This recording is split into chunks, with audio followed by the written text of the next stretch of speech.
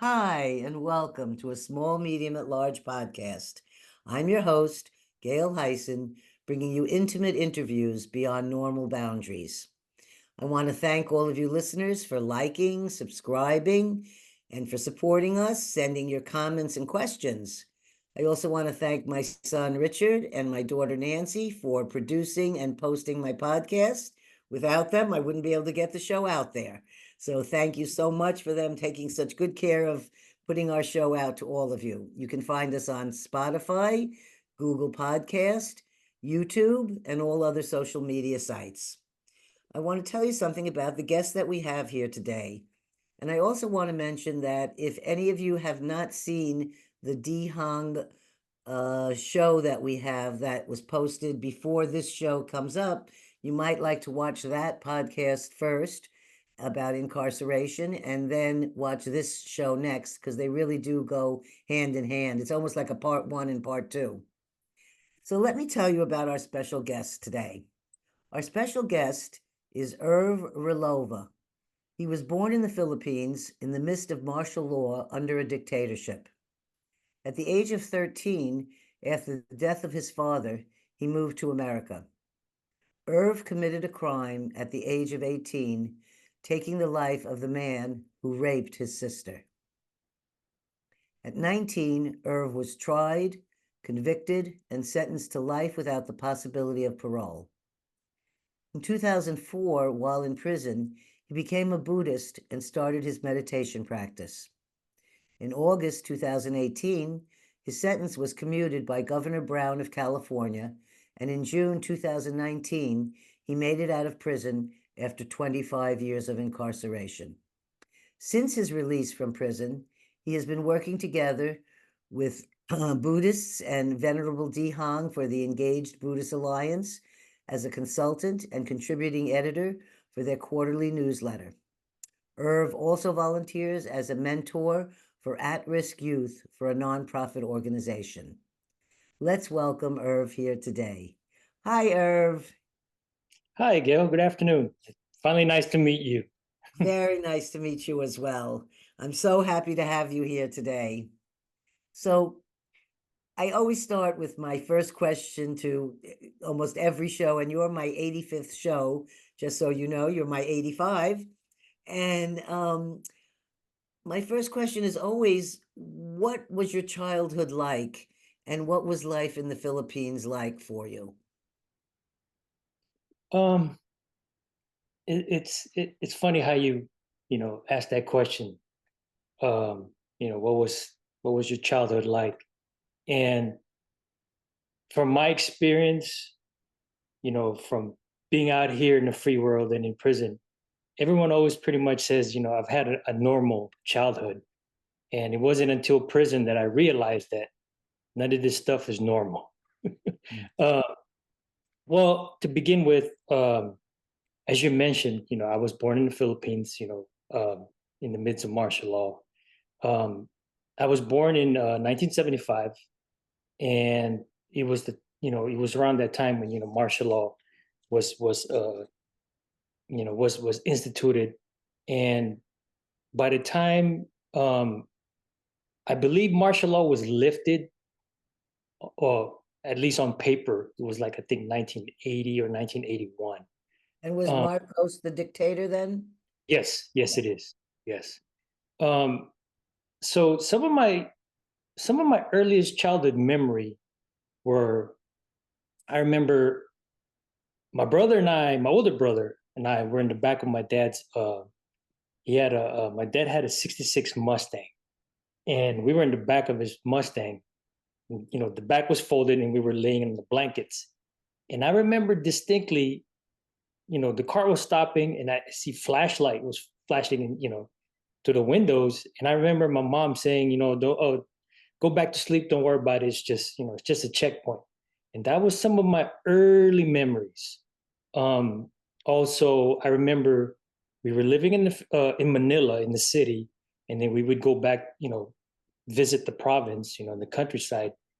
And every so often, I mean, I didn't realize it till years later. Yeah, even though martial law was lifted, but the country was still somewhat being ran like it was still martial law, because there was, checkpoints at every certain places. So that was some of my early memories. Growing up in the Philippines, I can say that I had a comfortable life. I mean, I grew up in a household that, we had housekeepers, and we had drivers that took us, everywhere we wanted to go. I was in a private Catholic school. We had two houses. We had a house in the city, and then we had a, house you know, in the countryside, in the province. But at the same time, you know, I remember some of my earliest memories also, um, was that constant distrust to, the police and the military. You know, at the time for me, it was like it was normal. Because I was a kid, I didn't know. It's just something that it's something that I grew up, knowing. So, but I remember, I think I was maybe nine or so, 9 or 10. I was 9 or 10 years old. I remember my mom and dad telling my brother and I, and my brother told me, my brother and I, and our housekeepers. I remember my mom and dad telling our housekeepers, "Hey, if there's any cops that try to get in the house, and they say, hey, we need to take the kids to the hospital. Their parents was in an accident or whatever." And I remember my mom and dad clearly telling me, "Do not let them in the house." And then I remember them explaining to us that, hey, if they get in the house, they want to kidnap you and take you, kidnap you for ransom and everything. And that's kind of like the MO that they use, like, oh, because they're wearing uniforms, they're cops or whatever. And so that's what they would do. And then I remember at that age, my brother was like 6 years older than me. So, but I remember, my mom and dad teaching me, my brother, how to use, firearms, at that young age. And they clearly told us, hey, if the cops, whoever it is, that trying to take you guys, you know, if they get past the gate, the door, or get past the housekeepers, no questions asked, just shoot them. So for, Well, for me, that's, I'm just saying that's quite a lesson to be taught from your parents. But exactly, they wanted you to protect yourself. yeah. So, but I mean, like I said, for me, that was normal. You know, having that, distrust, with the law enforcement, with cops, that's fairly common. And plus, and I remember as a kid, you know, we're in the car, the cops pull us over, and with my dad's connection, friends, and you know, my dad. I mean, because the cops, they pull you over, they stop you, and it's like they want to give you a ticket, but yet you can just bribe them and pay them money, and they'll just let you go. And I remember I used to see that all the time. It's like even if it wasn't us, I'd see cars get pulled over, and I could literally see people handing them money to the cops, and they'll just, okay, you're on your way. So that was one of the things of me growing up. Um, as I mentioned, I grew up and going to Catholic school and all that. Um, I was Catholic private school, but it wasn't until 10 days after I turned 13 that this when my whole life really turned upside down. My father died right in front of me. It was a boating accident, and 10 days, just about 10 days after my dad passed away, um, there's a lot more to it. There's more to the story, but I came home from school one day, came home kind of late. And as soon as I came home, our housekeeper said, "Hey, your mom wants to talk to you in her room." So I'm thinking to myself, it's like, okay, here we go. So so sure enough, my mom, she was just raving mad and just started berating me. And I don't know, to me, it seemed like it was forever. She just kept on saying all this stuff. And just out of nowhere, she just told me, she said, "Hey, do you want to know who your real mom is?" And I'm like, I didn't know what to make of it. So my mom told me, she goes, you're not my real son. She said, you're adopted. She told me who my real mother was, and she told me that it was one of my dad's cousins. And it wasn't until, I don't know, maybe a year after that that I found out exactly what the circumstances were. But at the time when my mom told me this, she said, "Look, I don't want to take care of you anymore. I don't want anything to do with you anymore. I want you to just leave the house. I don't care where you go. I just want you to leave. Go live with your dad's family in America. I don't care. Just go." So, at the time, I was 13, and me being raised, in a very traditional, I guess you could say conservative way, like in the Philippines, it's like, you know, I didn't question, my elders, you know, I didn't, nothing. So I didn't know what to say. So it wasn't until, I don't know, maybe weeks later, my brother came home, and, you know, I was talking to him in his room, and he said, "Hey, mom told me." And I'm like, "Told you what?" "Well, mom told me, what you did, she told you." And my brother was like, "Well, how do you feel? What do you want to do?" And I'm like, I didn't know what to say, you know. But So she was his mother. yes, yes, But yeah. so this was like your half brother, really? Um, I mean, just blood wise, because he was your father's son. yes, yes. But technically, I mean, technically, my brother that I grew up knowing, technically he's my cousin. I can't believe that I could tell you the same story in my life. It's bizarre. I mean, I can't stop laughing because at 17, my father said, "Your mother isn't your mother." I mean, and then he said, "And your cousin is your sister." So Did you have any feelings? Because I always felt like I never fit in, and I was blonde and blue-eyed, and my sisters and brothers didn't look the same as me. Did you have any of those kind of feelings when um, you were growing up? Like, did you ever feel like this woman? And I never felt like this woman who was told to me as my mother. She never loved me like a mother, like she did the other children. So I always felt a difference in the whole story. Did you feel that when you were growing up, or did your father um, compensate, or? I've never, I've never had any, doubts or any suspicion, because it's funny. I mean, it wasn't until, later on, years later, when I started meditation, that things finally started making sense, during my childhood, thinking back.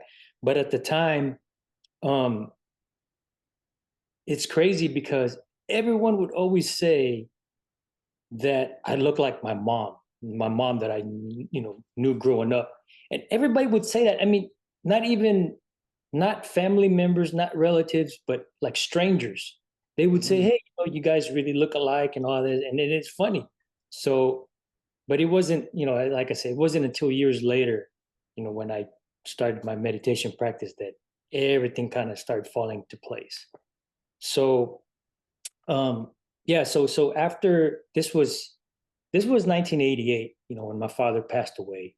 Um, as I said, like 10 months, I mean, excuse me, like 10 days after that, that's when I found out I was adopted. And then my father passed away in April, beginning of April.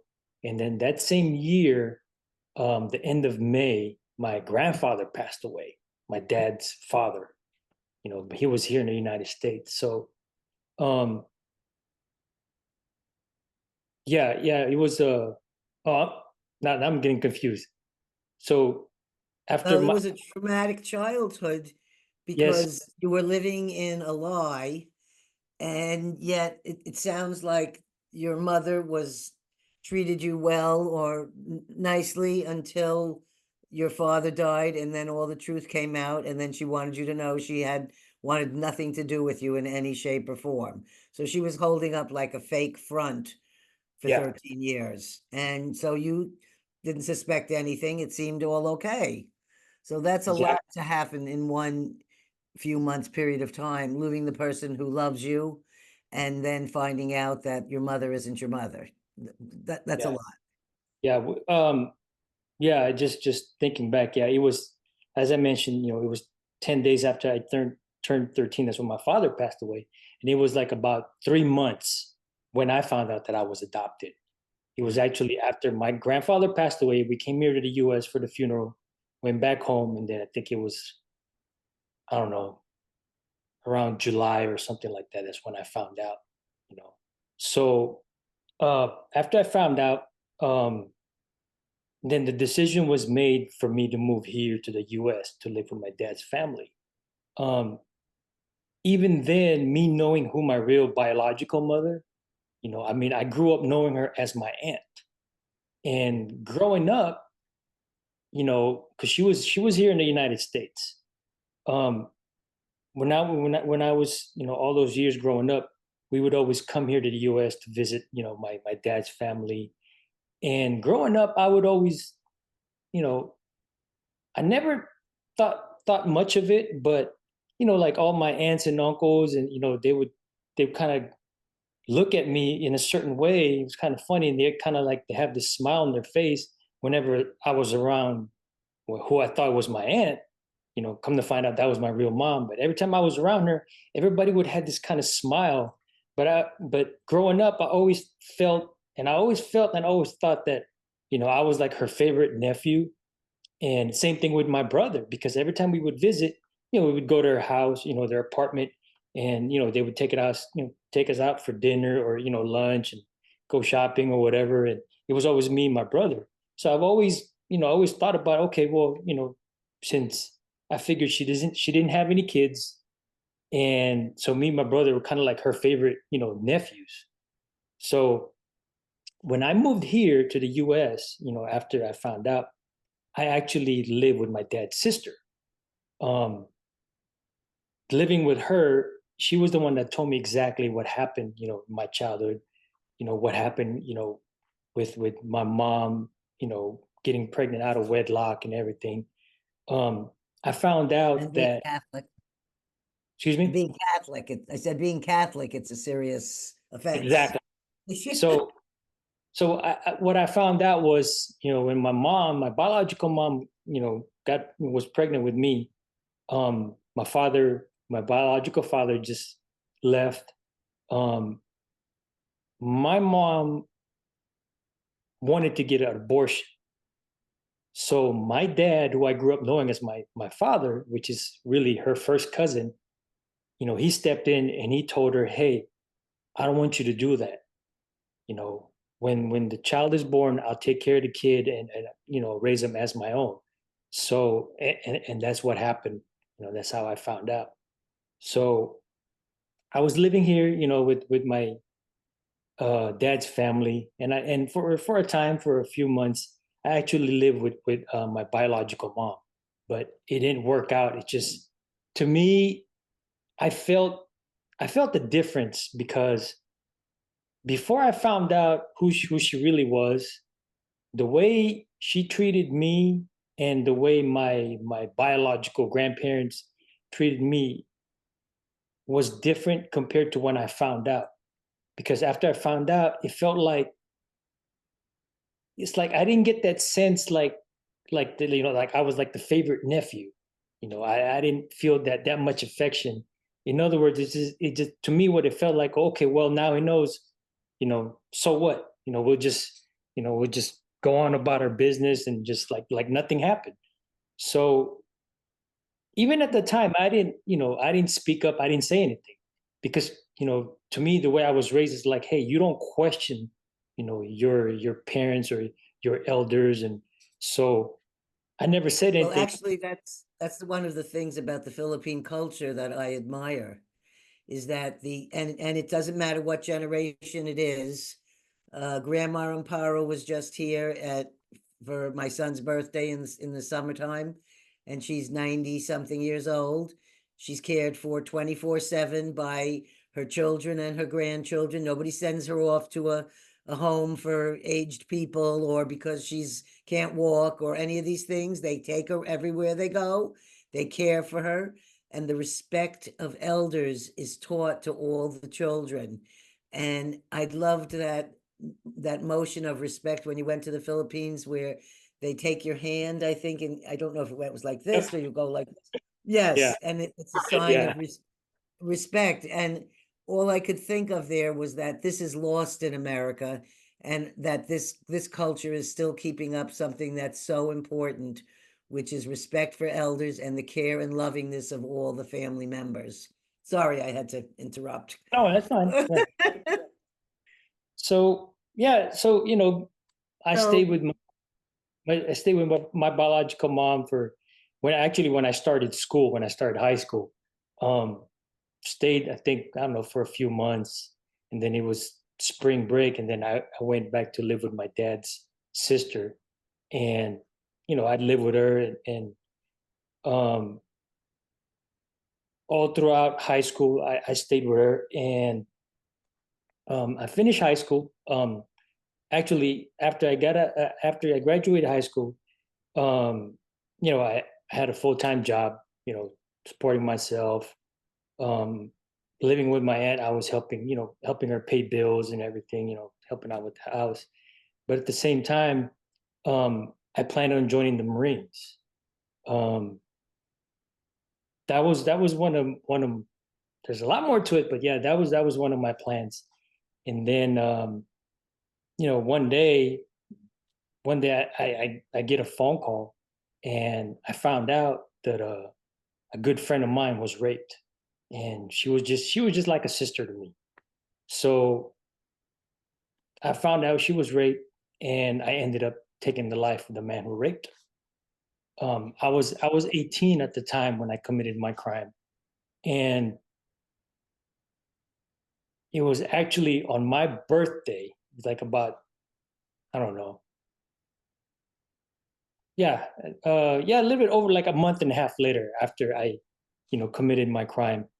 Um, it was actually on my birthday that I was arrested. I was arrested on my 19th birthday, and I was charged for conspiracy to murder, carjacking, kidnap. And at 19, I was facing the death penalty. And mind you, this is the like early mid 90s, and this was at the height of the Get Tough on Crime. So this happened in 94. So yeah, I was 19, and then about did you shoot him like your family had taught you when you were growing up, that if you needed to protect yourself, just shoot the person? yes, I did. Yes, I Okay. did. Um, so after yeah, just about pretty much 2 years. By the time I was 21, I was tried, convicted, and sentenced to life without parole. And I remember, you know, I mean, 2 years I was in the county jail. I was in LA County Jail fighting my case, and as I mentioned, this was the height of Get Tough on Crime. This is when three strikes was instituted.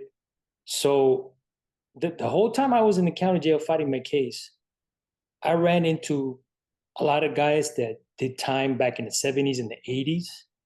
And everyone that I ran into, everyone that I talked to, I've always asked them, I mean, even as a kid, I was always, I always like to sit back and just listen and pay attention. So I asked all these guys, hey, you know, I'm looking at life in prison. I'm looking at, spending the rest of my life in prison, not getting out. So, and I've always asked them, what's the best thing for me to do? And everyone would always tell me, one, if you can make it through LA County Jail, you should be fine in prison.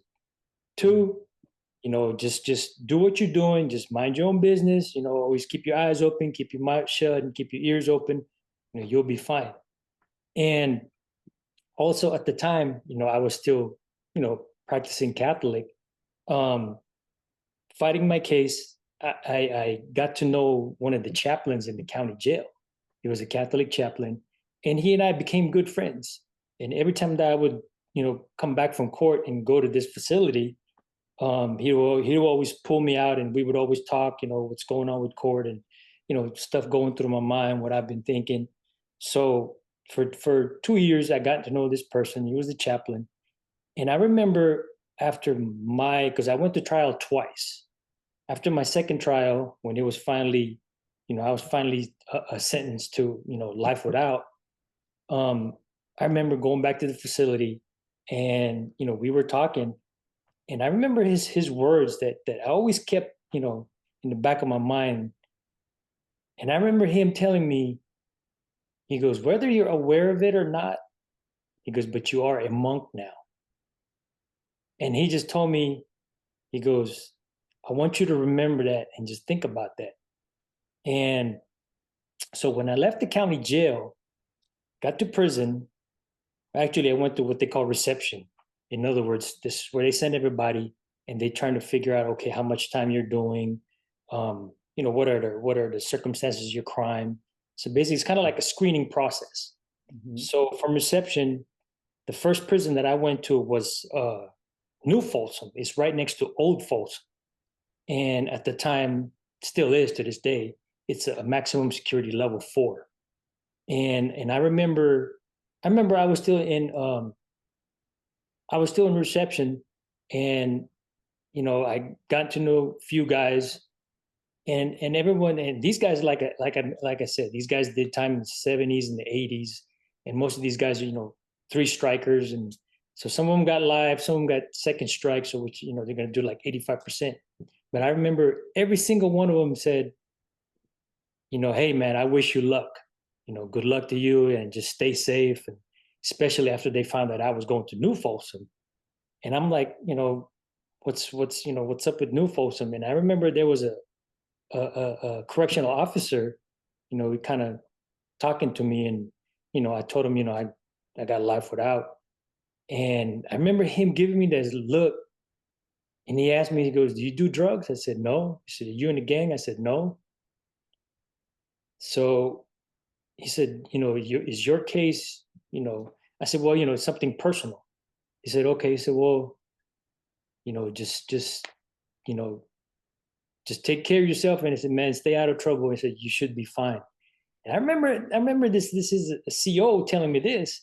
And then this is on top of all the other guys telling me the same thing. So I leave reception, I'm in the bus, and I remember driving up to this winding road to Folsom, New Folsom and Old Folsom. And I remember we stopped in front of Old Folsom, and the whole bus just got quiet. And some of the guys were talking. He said, "Hey, were like how much time you doing?" And I remember this one guy was saying, he goes, you know, I was, he goes, I remember him saying, he goes, man, you got life without? I said, yeah. He goes, most likely you're gonna go to B yard. He goes, man, I've been on the yard. He said, man, good luck to you, bro. Just be careful and just take care of yourself. And I remember at the time sitting in that bus, looking at looking at Old Folsom, and I remember telling myself, you know what, this is it. This is it for you. You're not getting out. This is you for the rest of your life. And I remember I took a deep breath and I just accepted it, you know. And in some ways, it kind of gave me some peace, accepting that reality, like, this is me for the rest of my life. So when I finally got to the yard, B yard, it was New Folsom.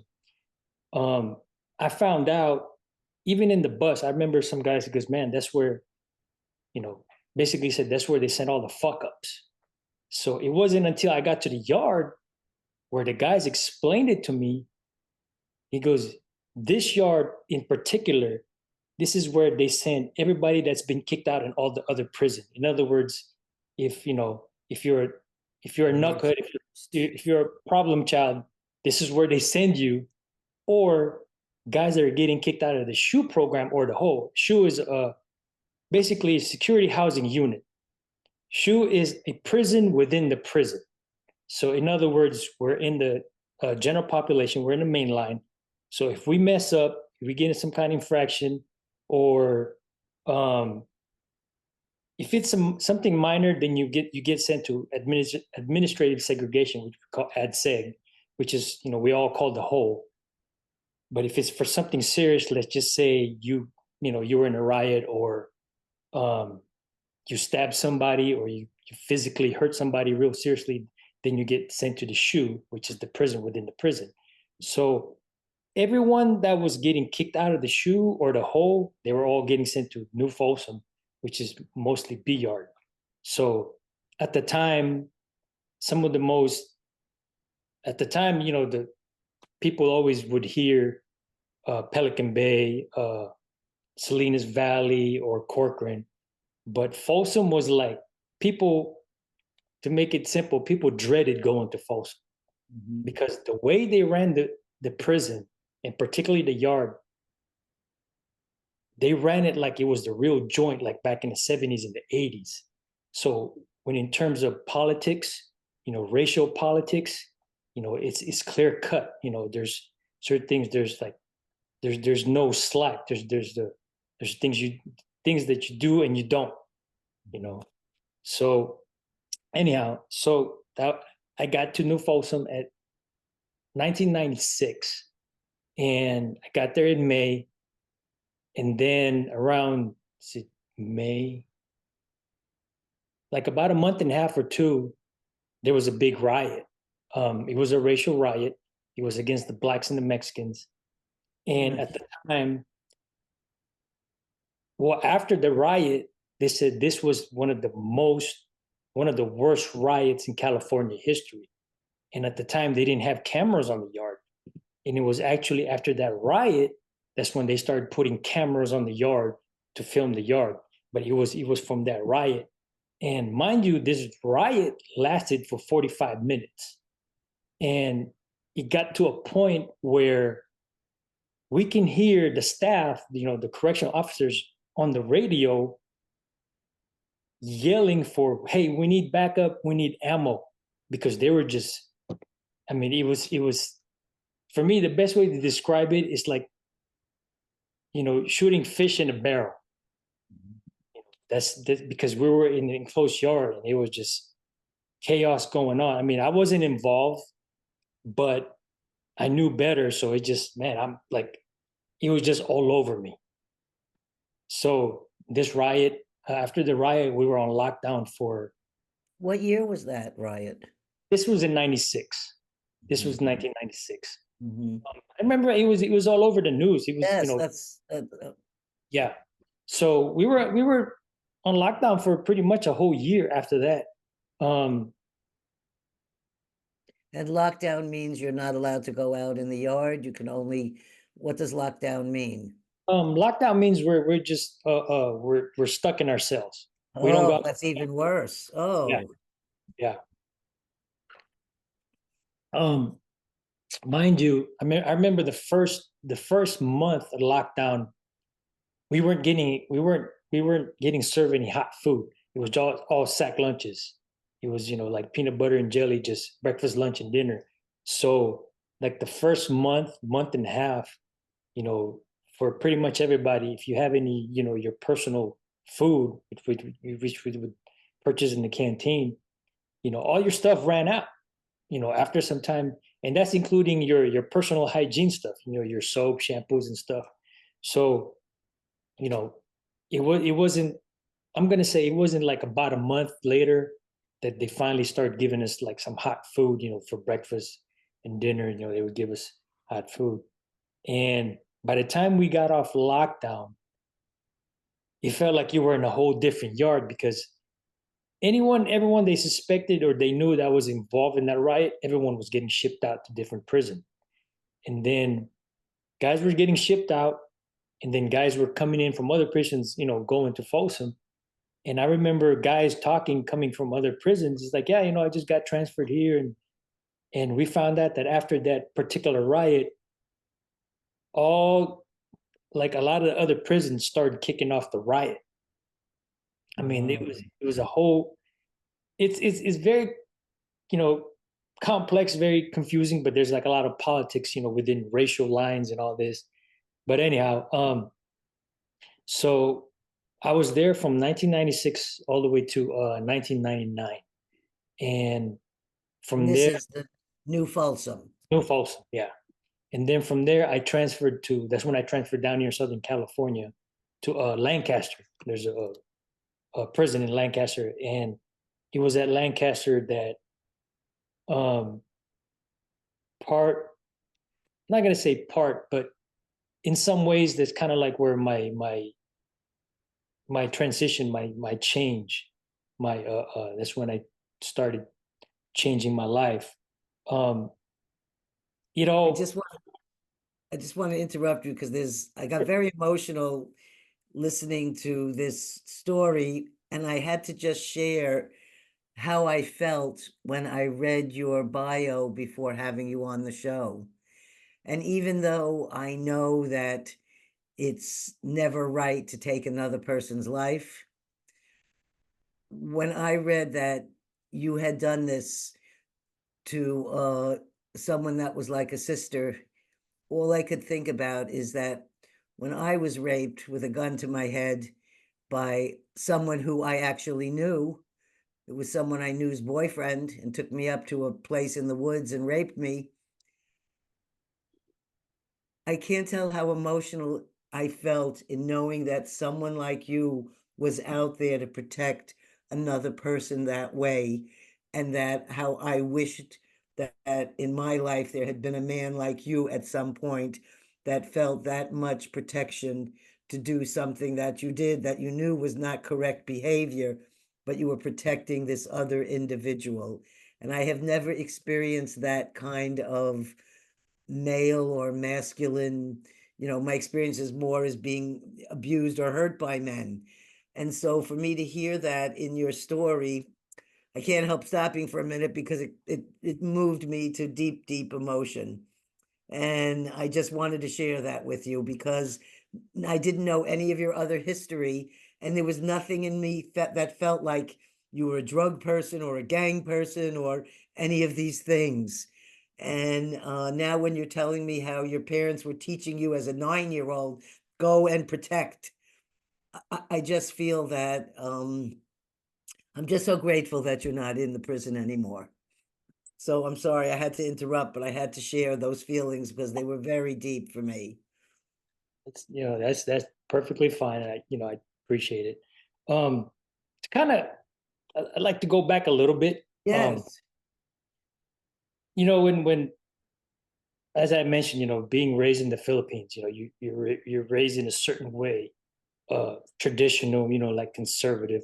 Mhm. So for me, I forgot to mention that after my father passed away, and then I found out that I was adopted. That was the first time in my life that I felt that I was worthless, because for me, I remember thinking, okay, finding out that my mom that I grew up knowing as my mom wasn't my real mom. She didn't want me. And then my biological mom didn't want me either. And then I found out that it was my father that I grew up knowing as my father that took that responsibility, to take care of me and raise me as his own son. There was a part of me like that I wanted to die. There was a part of me like I didn't care because, you know, I felt that the only person that really cared for me, that really loved me was gone, you know. So there was a part of me that like I didn't care, like I didn't want to live anymore. But at the same time, um, and I remember thinking back now, that was also the first time I was 13 that I realized that life is very short. That in a moment, you know, life can be taken away just like that. So even though I had these thoughts and feelings, I never talked to anybody. You know, because to me, I felt like, okay, I'm a kid. I'm not supposed to say anything, or it's not my place. Two, I found out that I was adopted, and it's like nobody wanted me. So now I felt like, okay, well, I'm indebted to everybody. So who am I to question anybody? Who am I to ask questions? Who am I to say why or no? Or so I felt that all along growing up. So even after I moved here to the US, living with my aunt, I knew my responsibilities. I knew what I had to do. And, as I mentioned, I had a full-time job, and, I was even going to college, taking night classes at night, you know, and then, planning on joining the Marines. But at the same time, I was also treading that fine line, because when I would leave the house, I would always carry a gun. I would always carry a knife. I associated with gang members. I associated with drug dealers. So, and even to the point where I was selling dope to my coworkers. I was in an office environment, but yet, I'm selling dope. I mean, just, I'm a 19-year-old kid. I'm 18, 19-year-old kid. But so to me, looking back, it's like there was a part of me. I mean, even now when people ask me, it's like I knew what was right and what was wrong. But there was a part of me, and I'm not using it as an excuse, but there was a part of me like I didn't care, because I didn't mind dying at all. Because I remember after my father died, I was like, well, hey, I wish I could be with him, because this is the only person that really cared for me, that really loved me. So And he died in front of you. yes, he did. Yes, Did you say it was a heart attack? it was a boating accident. Oh, a boating accident. It was a boating accident. Yeah. I mean, I was like, I don't know, maybe less than 10 feet away from him when he passed away. And, he drowned. Oh, that, I'm just saying, very, very traumatic. And to So, lose the person that was the one you felt the most love from. Really so understand everything you're saying in a very deep way. yeah, thank you. Um, yeah. So, even at the time when I was fighting my case, right? I mean, I've never been arrested before, so I didn't know how clearly how the legal system worked, and always the attorneys would always tell me, hey, you don't say anything, or whatever. So, but there was a part of me, okay, I know I did this. I'm guilty. So even after my trial, when I was appealing my case, there was a part of me that didn't feel right, because there was a part of me telling myself that, hey, why am I doing this? Why am I appealing where I did this? I took somebody's life. I killed this person. So what gives me the right, to try to appeal my case? So before I How left, old was the person? um, I believe he was 27. Okay. He was 27. Um, so even before I left Folsom, I actually stopped pursuing my appeal for my case. So, as a couple of years went on, and I remember one day I was in the cell, and it just hit me. And it's like, okay, I know where I'm at. I know I'm doing life. I know I'm going to be in prison for the rest of my life. And then it just hit me. It's like, okay, there has to be more to life than just doing life in prison. There has to be more to this. Did your And family come to visit you, or your aunts or cousins, or did you have a relationship with a woman then, or were you all alone all those years when you were in um, prison? in the first few years, I had, I still had contact with my family, but I knew that wasn't going to last. I Oh, knew it. I just felt that. I just knew. So, um, at the time when I still had contact with my aunt, and I remember calling her house one day, and then she said, "Hey, you need to go talk to, a friend of hers. Actually, was her partner. Who was her partner at the time, and she has two boys. And before I got locked up, I used to watch over. I used to kind of like babysit both of these, these two young boys. And I remember talking to her on the phone. My aunt gave the phone to her partner, and I talked to her, and I just sensed it. I said, "Okay, what's going on?" She said, "Well, hey, you know, Mike was detained by the cops," and I'm like thinking to myself, like, "Oh shit, here we go." So, make a long story short, she told me, she goes, him and his friends, they were in the park smoking weed, and just so happens a cop car just happened to roll by, and all his friends left, and he was left with the weed. So that's when it hit me. It's like, I'm responsible for this kid because me being around drug dealers and gang members, I know where this could lead to. So for me, I felt responsible for him because, hey, I used to look after this kid. And now I can see where this is going to lead to. So at the time, this thing kept going through my head. It's okay, there has to be more. There's something that I can do to help him or whatever. And just so happens, when now I was in Lancaster prison, and mind you, this is also a level 4 yard, and especially with a lot of lifers, there weren't really any what we call programs. In other words, like self-help programs or personal development programs. There's none of those because, especially at the time, they figured, okay, well, there's no use giving these guys program or any kind of self-help programs. They're all lifers. They're not getting out, so we're not going to waste money on these guys to run programs. So, but they were like AANA, and then they were like parenting class, anger management. So for me, whatever classes that was offered that I was able to take, I took them. One of them was anger management. There was like creative conflict resolution classes, so I've taken those classes. And at that time, when I found out about my aunt's her partner's son, being detained, um, I kept saying, okay, I kept thinking to myself, there's something I have to do. I have to help somehow. So this guy that lived 2 doors down from me, one day, he just hit me up. Hey, Irv, we're starting this group. It's for, it's it's for an at-risk program. It's for at-risk prevention for at-risk kids. You go, would you be interested? So I'm like, okay, well, let me think about it. And then this thing just kept going through my head. It's okay, well, I need to do something. I can't be out there to help this kid, but at least I can try to do something, maybe help some other kids.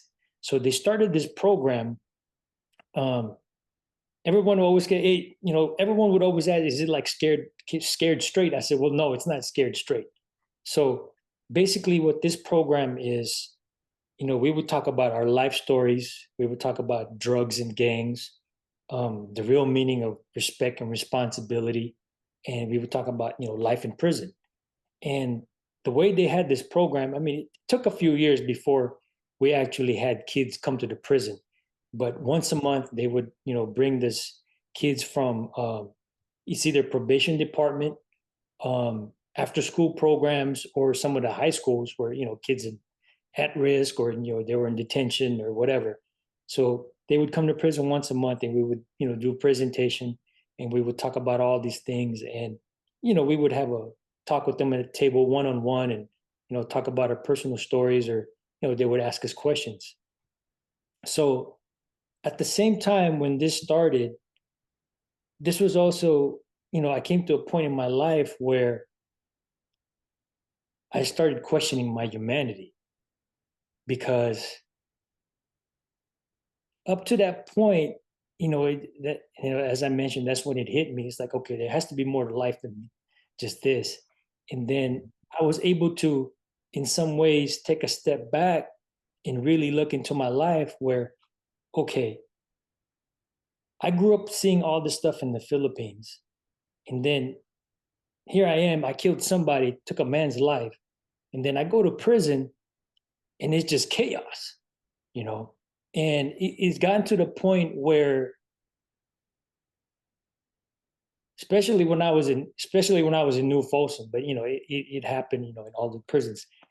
I mean, guys would literally, within feet away from me, get stabbed and get killed, and some of them would get shot by the cops. And it would never cross my mind. It's like, I'd walk by or I'd see it, and my first thought is like, okay, well, he must have fucked up. He messed up somehow, and he must have got it coming. He deserved it. That, and also, well, better him than me, you know. So I became indifferent. I became numb to all this, especially the chaos in prison. But Like your heart got closed. exactly. So there was a part of me that, like I said, I came to that point, and like I started questioning myself. It's like, wait a minute, am I still a human being not to feel any, kind of compassion or any, sympathy for anybody? So at the same time, when I was going through this, this is when that for the at-risk youth program started. And this was also at the same time I started writing to different organizations, just any kind of self-help stuff. Um, and for some reason, all the books that I was receiving, it was either Buddhism or meditation. Hmm. So, me being raised as a Catholic, it was, I mean, I'm not going to say anything bad, about being raised a Catholic, but for I me, could. well, I mean, I could too, but, but Well, to that's me, another show.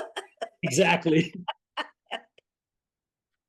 So, but for me, I've always taken the positive things, whether if it's, from Catholic teachings or any kind of religion. I've always been open to these things, and I pick up, the good things that I know is very, useful or beneficial, for myself. So, I started reading all these books, on meditation and Buddhism, and it wasn't until I read this book called The Tibetan Book of Living and Dying. Oh, I spent time with him. Oh, So so Rinpoche, I had a very psychic experience with him.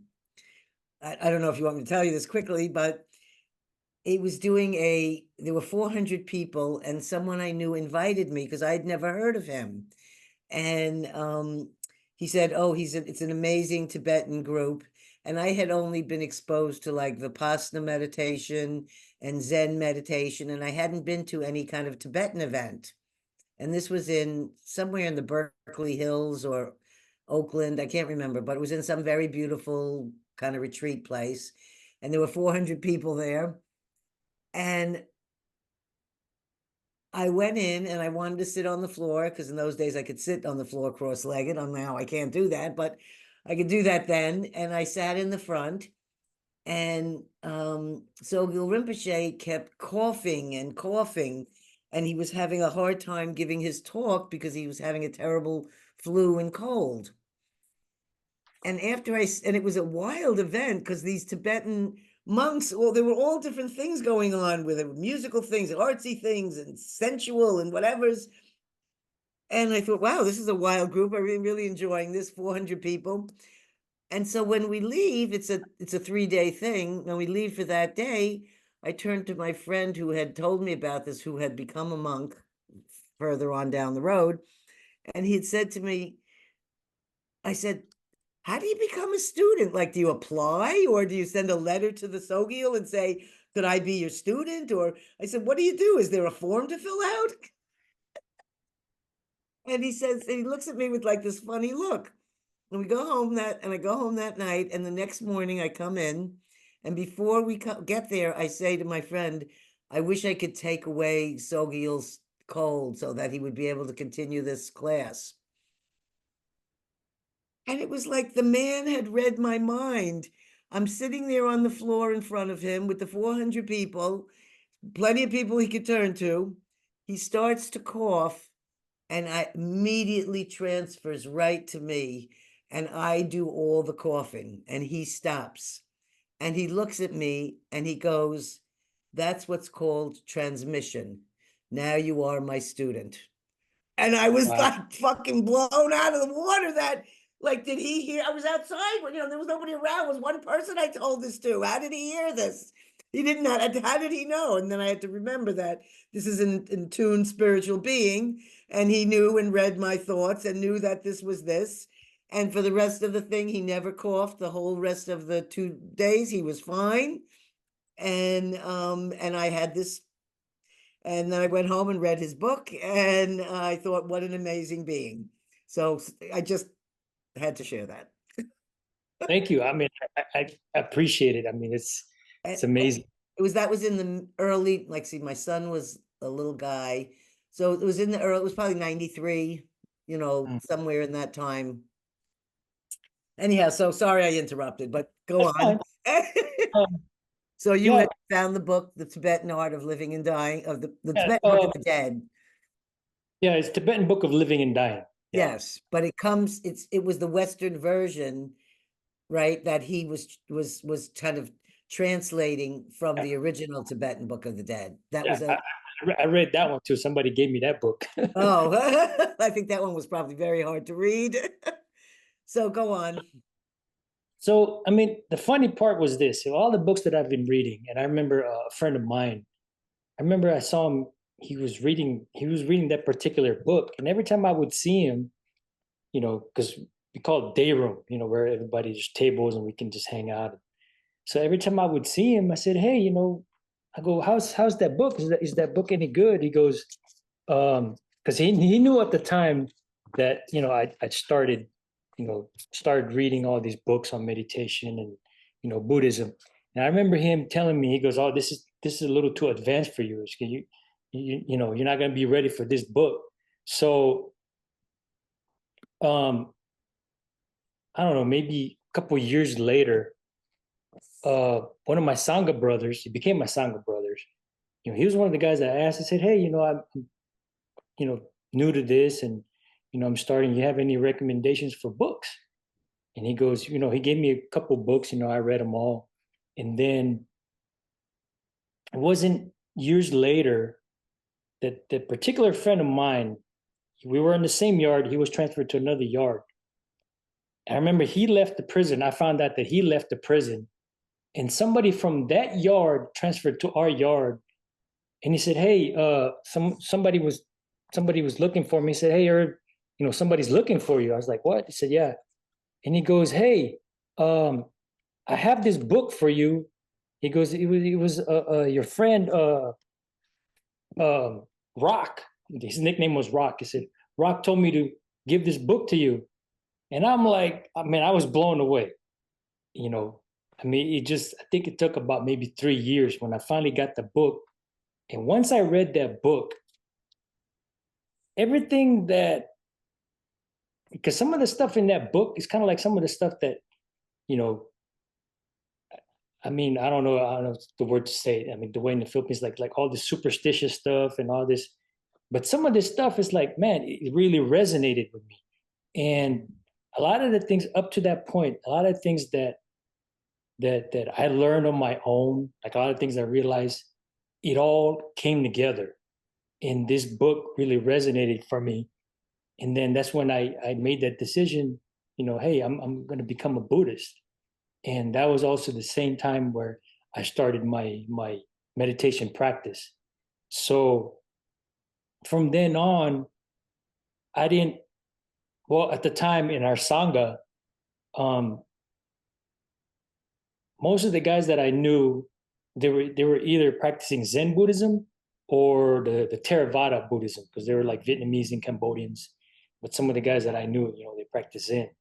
So by the time I started going to the chapel, because these guys even invited me, at the time I was still Catholic, practicing Catholics, I would go to church.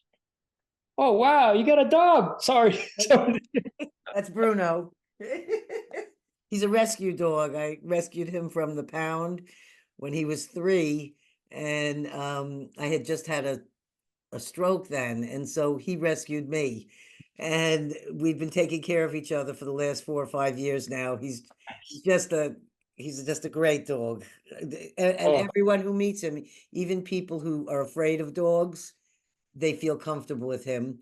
And when some people come, like we had someone here who very sadly lost his son to a drug-related accident, and he started to come here, and he was here, he started to get emotional. My dog goes right over to them.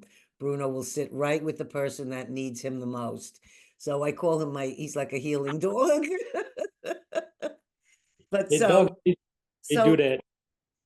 They are. They are the. So now I have a whole lot of questions here for you, but you've actually answered a lot of them, so that I don't need to actually ask them to you again. But Sure. In this Buddhism, is this? I was wondering how you reconciled with yourself, and I know it must have something to do with the Buddhism teachings in taking another person's life. Like how do you live with this knowingness that you had done this particular act that is not a good thing to do? Um, well, to kind of go back, when I was reading these books on meditation, and I finally read the Dharma, all Mhm. the Four Noble Truths and all that, and read all these books, and I didn't have a formal teacher. So for me, whatever I was shared with me by my Sangha brothers, and by then, a lot of them were getting transferred out of the prison, out of the yard. So when I started practicing, my meditation and, studying the Dharma, I didn't have a formal teacher because we didn't even have volunteers coming to the prison. So whatever books that was available, I would read these books, and I would always, take my time in reading them. And one of the things that resonated for me was,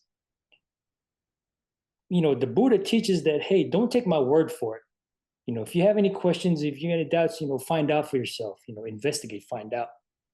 So, and then for me, even even becoming a Buddhist, as a practicing, at the time, as a Catholic, me taking a life, even back then, it's like, you know, I know I'm responsible. And I understood that I could never, you know, what it, I can never bring back this person's life. There's nothing I can say or do to change that fact, that reality. And even back then, it's like, I knew I have to live with this for the rest of my life. So one of the hardest things for me now that I started, studying the Dharma, reading the Dharma, and understanding more, one of the hardest things for me, even to this day, I'm still working on it, is, forgiving myself, Mhm. for taking this person's life. And for me, I got into a point in my life where I was able to set aside what this person did to my friend. I was able to set that aside and just see him as a human being, not as a rapist, not as a label, you know, because I've also learned that once we start putting labels on people, we start to dehumanize them. So I was able to get to a point in my life where I was able to set that aside and just see him as a human being. And here's somebody that I took away, somebody's son, somebody's brother, somebody's uncle. And I also came to the realization that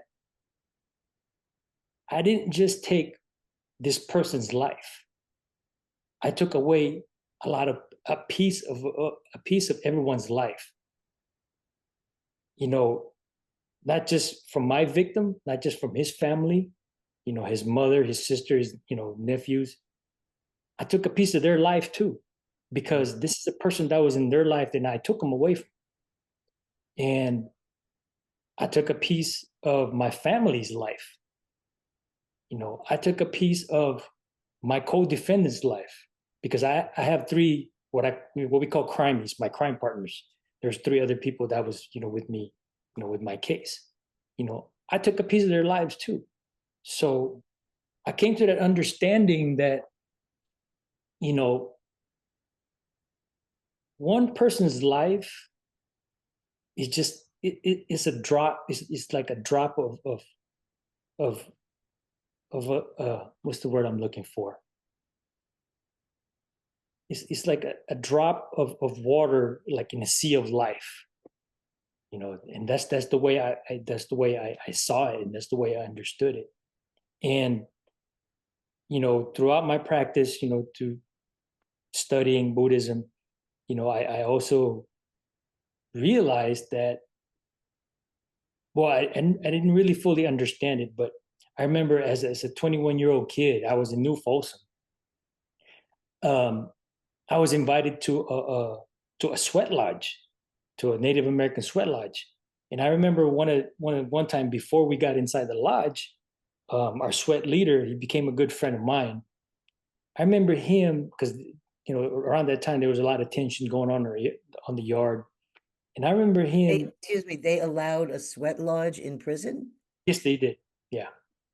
Is this because is there such a large population of Native American people that they knew this is like their church, or is Yes. I'm just shocked because Dee Hung said how when he went to the prisons, there was not one book on Buddhism. There was nothing you could find, but you could find anything about Muslim or Christianity or Judaism, but nothing that I would consider, say, um, no Hindu Buddhism, none of these kind of teachings. That's very true. That's very true. So this seems anyway. So yeah, and I remember that friend of mine.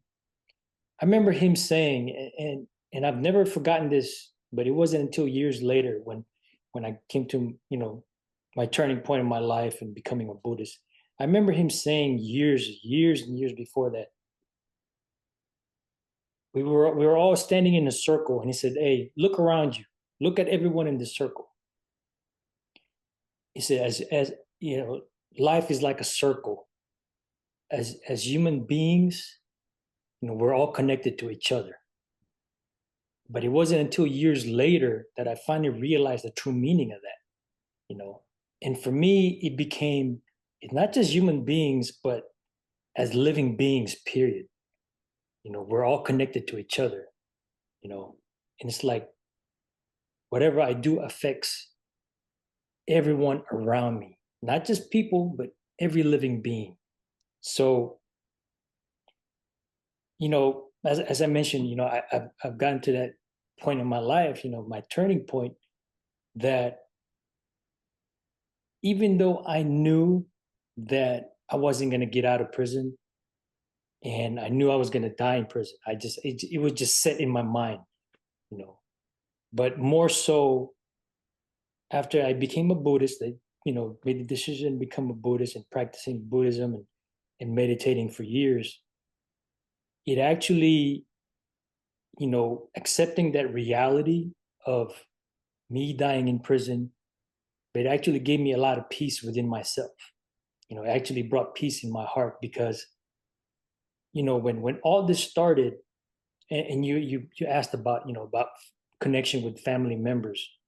Um, even when I first got locked up, I remember even telling my aunt and one of my uncles, you know, I even told them, I said, look, I don't want you guys to get involved in this. This is something I did. This is my responsibility. You know, I don't want, especially when I got to prison, I said, I don't mind. I said, I don't care if you guys don't visit me. I don't care. I don't want any money. I don't want any, packages to be sent or whatever. I said, all I'm asking is for you guys to send me letters and pictures every now and then. But even me saying that, I knew that wasn't going to happen. So a big part of me held on to that notion of, as you're already familiar, having that big Filipino family, for my family to be there. But deep inside me, I knew they weren't going to be there. So it was 2004. This is when I decided to become a Buddhist, but I also at the same time, when that turning point in my life, for years, and this started when I was in Folsom. I had so much things in my mind, always all these things that I've kept to myself that I never shared to my family or anybody, and I just kept going through all this stuff, and I couldn't even stop and think about one thing. So, and I remember saying to myself, I feel all this frustration, I feel some anger, but I knew better not to take it on somebody else. I knew better not to hurt another person. So the best thing for me was I started writing my feelings. So I started a journal, which I started back in think it was like 1996 is when I started it. So all these years, I've had this journal, but it wasn't until, I started meditation and started, reading Dharma that I actually started writing more stuff. So, and I remember even before I left Folsom, I had two visits from my family. And I remember my aunt was saying, "Hey, if you would transfer closer to home, we would visit you more often." So I'm just like, okay, so that was part of the reason me getting transferred down here in Southern California. But I knew they weren't going to come. So anyhow, make a long story short, when I started my turning point, I remember I started writing letters to my family. I made it a point to write a letter once a week.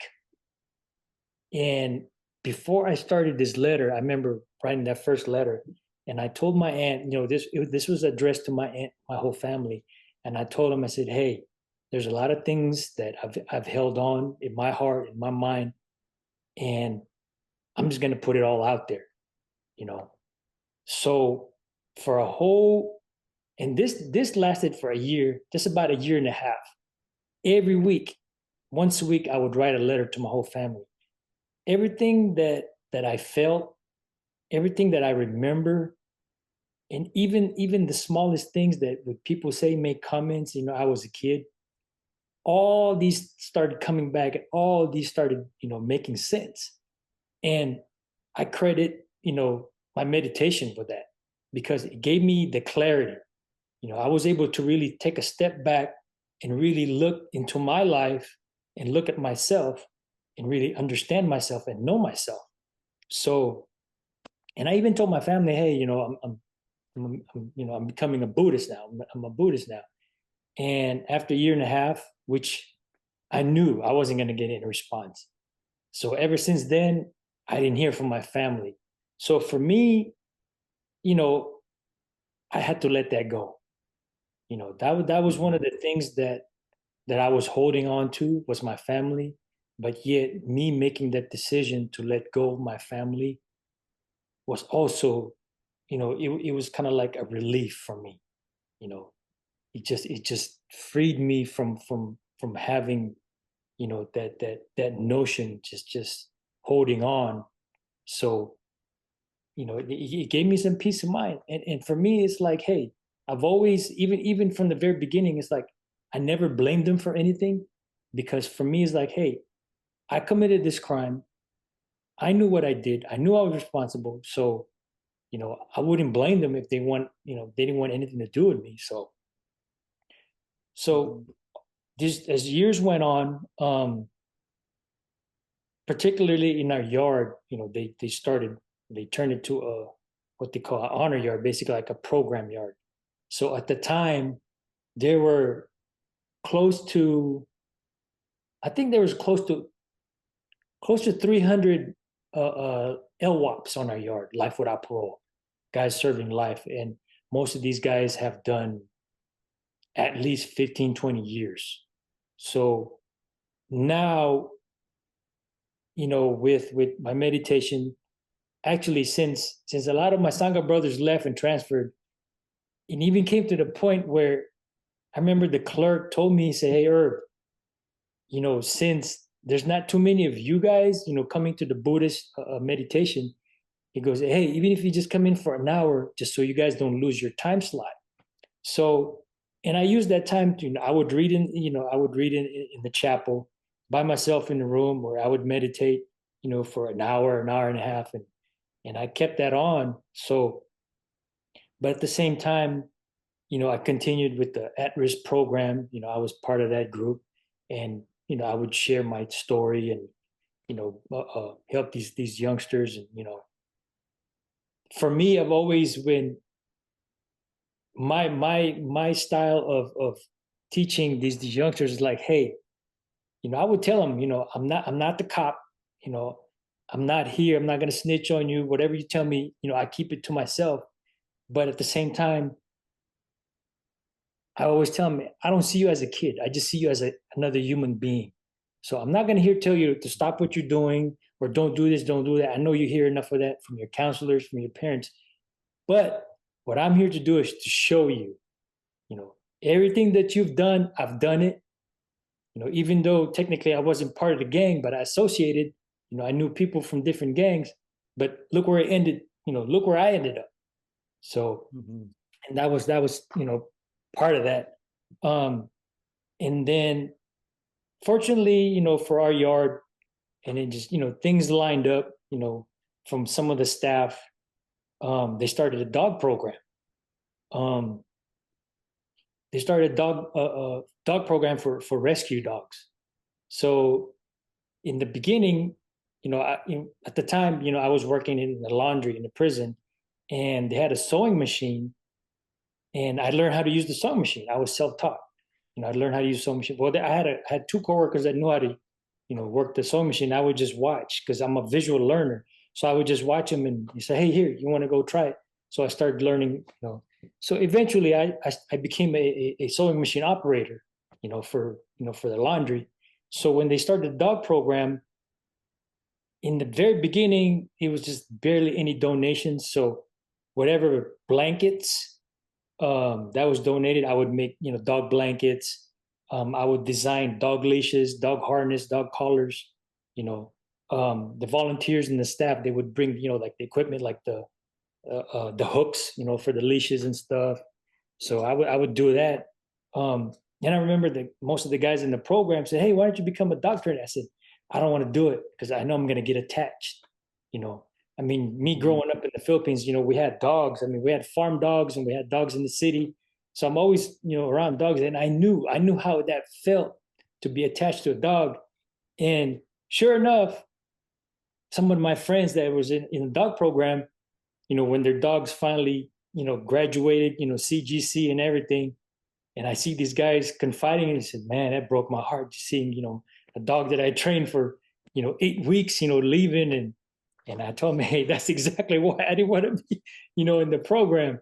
So anyhow, just to kind of move along, um, eventually I ended up becoming a dog trainer. Reluctantly, I became a dog trainer because um, they were transferring people in the yard. Because as much as this yard as I'm going to say what we call a program yard, there's for years there wasn't any what you call real violence like compared to other prisons or other yards. So they were transferring people because their custody level dropped, so they have to go to a lower security level. So for me, one of the things is for me that I was able to stay there was one, in a way I was part of the program because I was making all this stuff, blankets and stuff, dog beds, and some of the staff knew me, and they knew I was helping the program. But for me to really stay on the yard, I have to become a dog trainer. So finally, I ended up, becoming a dog trainer. Um, and also this was at the same time, I think it was around 2016, 17, where at the time the governor was Governor Jerry Brown. There was talk of commutations. So at first, me and a bunch of guys, and especially the LWOPs, are like commutation. What's the definition of commutation? Um, Usually, commutation is basically your sentence is being what's the word I'm looking for? Your sentence is commuted. In other words, you're getting a lesser sentence. Oh, so they're reducing this, so they can take the life in Reducing, prison and change it. reducing. That's the word I was looking for. Reducing, because Okay. it's people always you kind of confuse between a commutation and a pardon. Pardon is basically your record is clean and then you're being released out of prison. Right. Or even out here, if you're out here and you have a record and you ask for a pardon, then your a record is clean.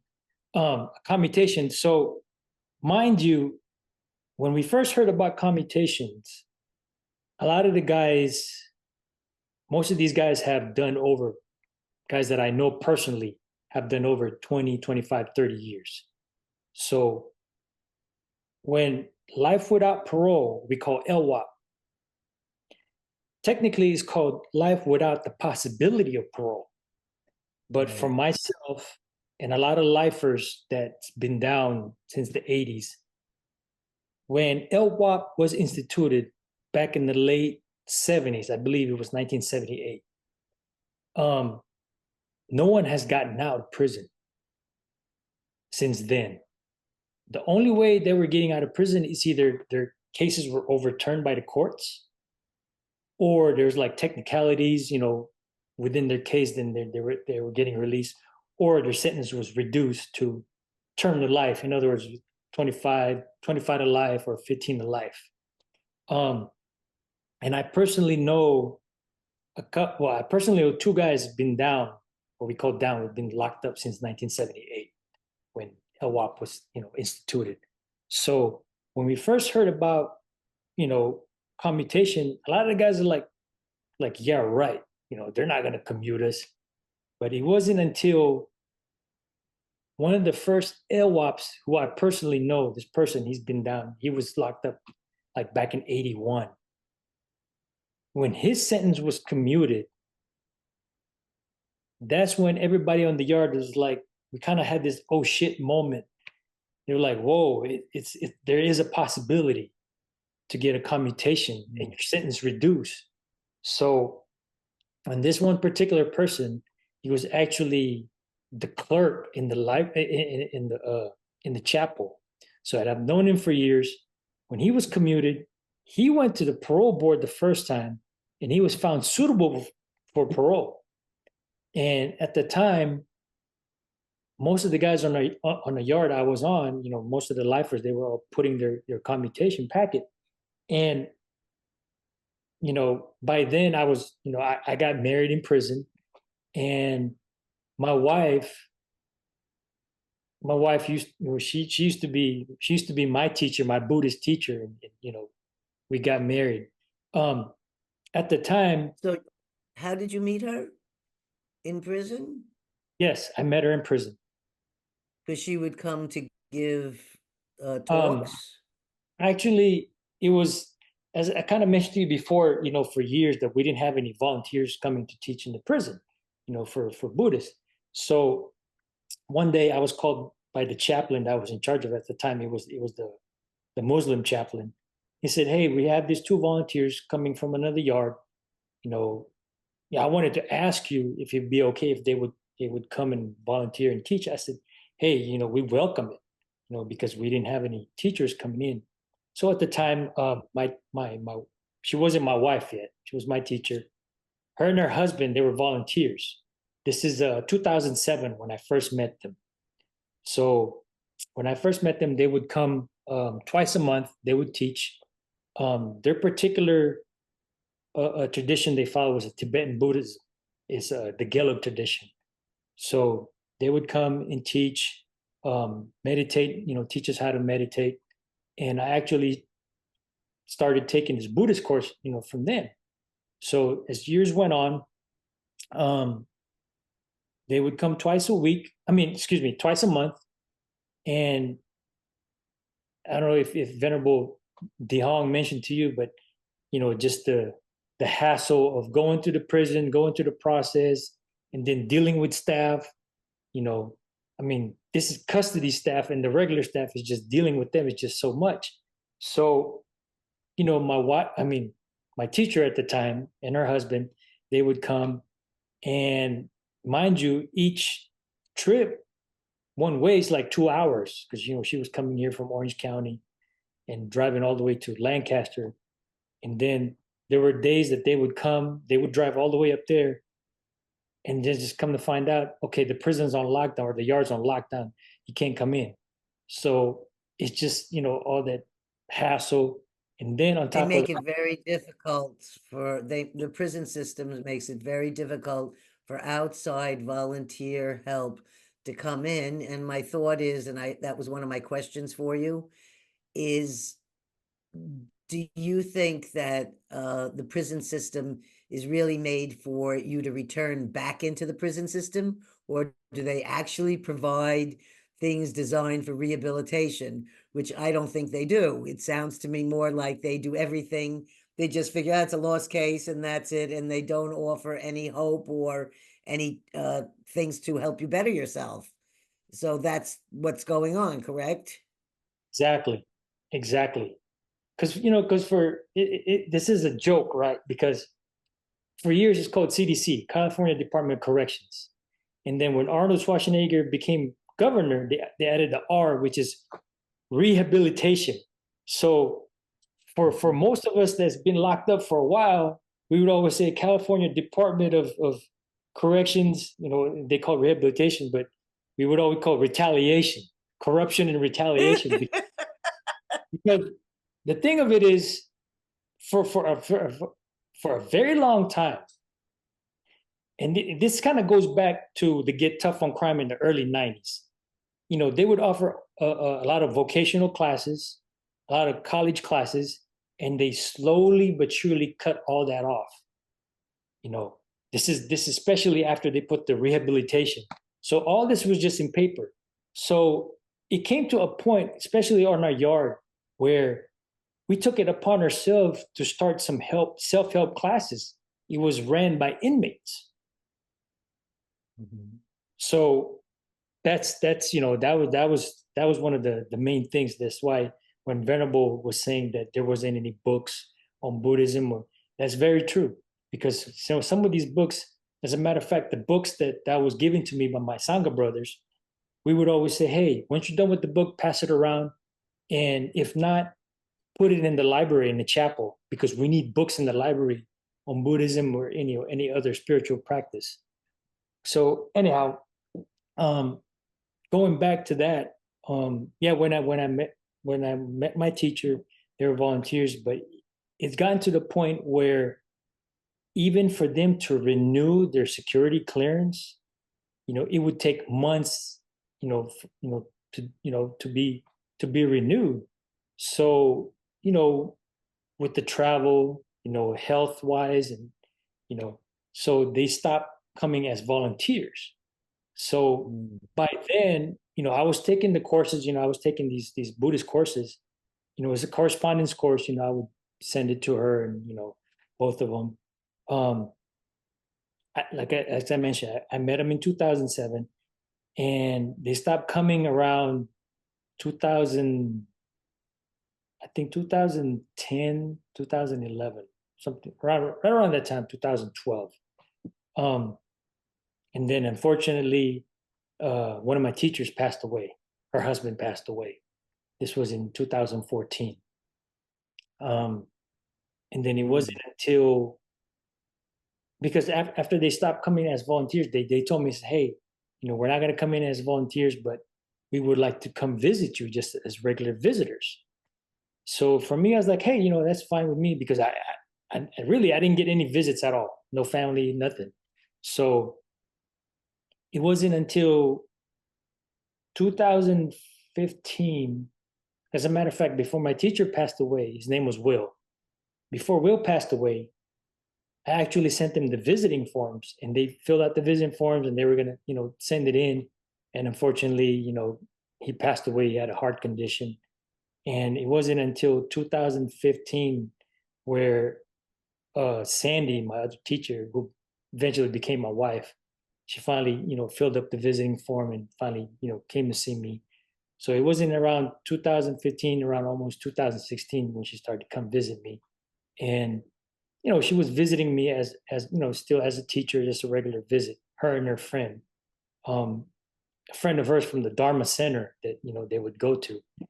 And make a long story short, we got to know each other and we eventually got married. That's a wonderful. It's nice in this web of other things that are so not so happy. It's nice to hear about a happy thing that happened, and also how uh, there's always a higher self or whatever words you want to use that somehow guide us in the direction that we need to be going in. And the two of you were just meant to.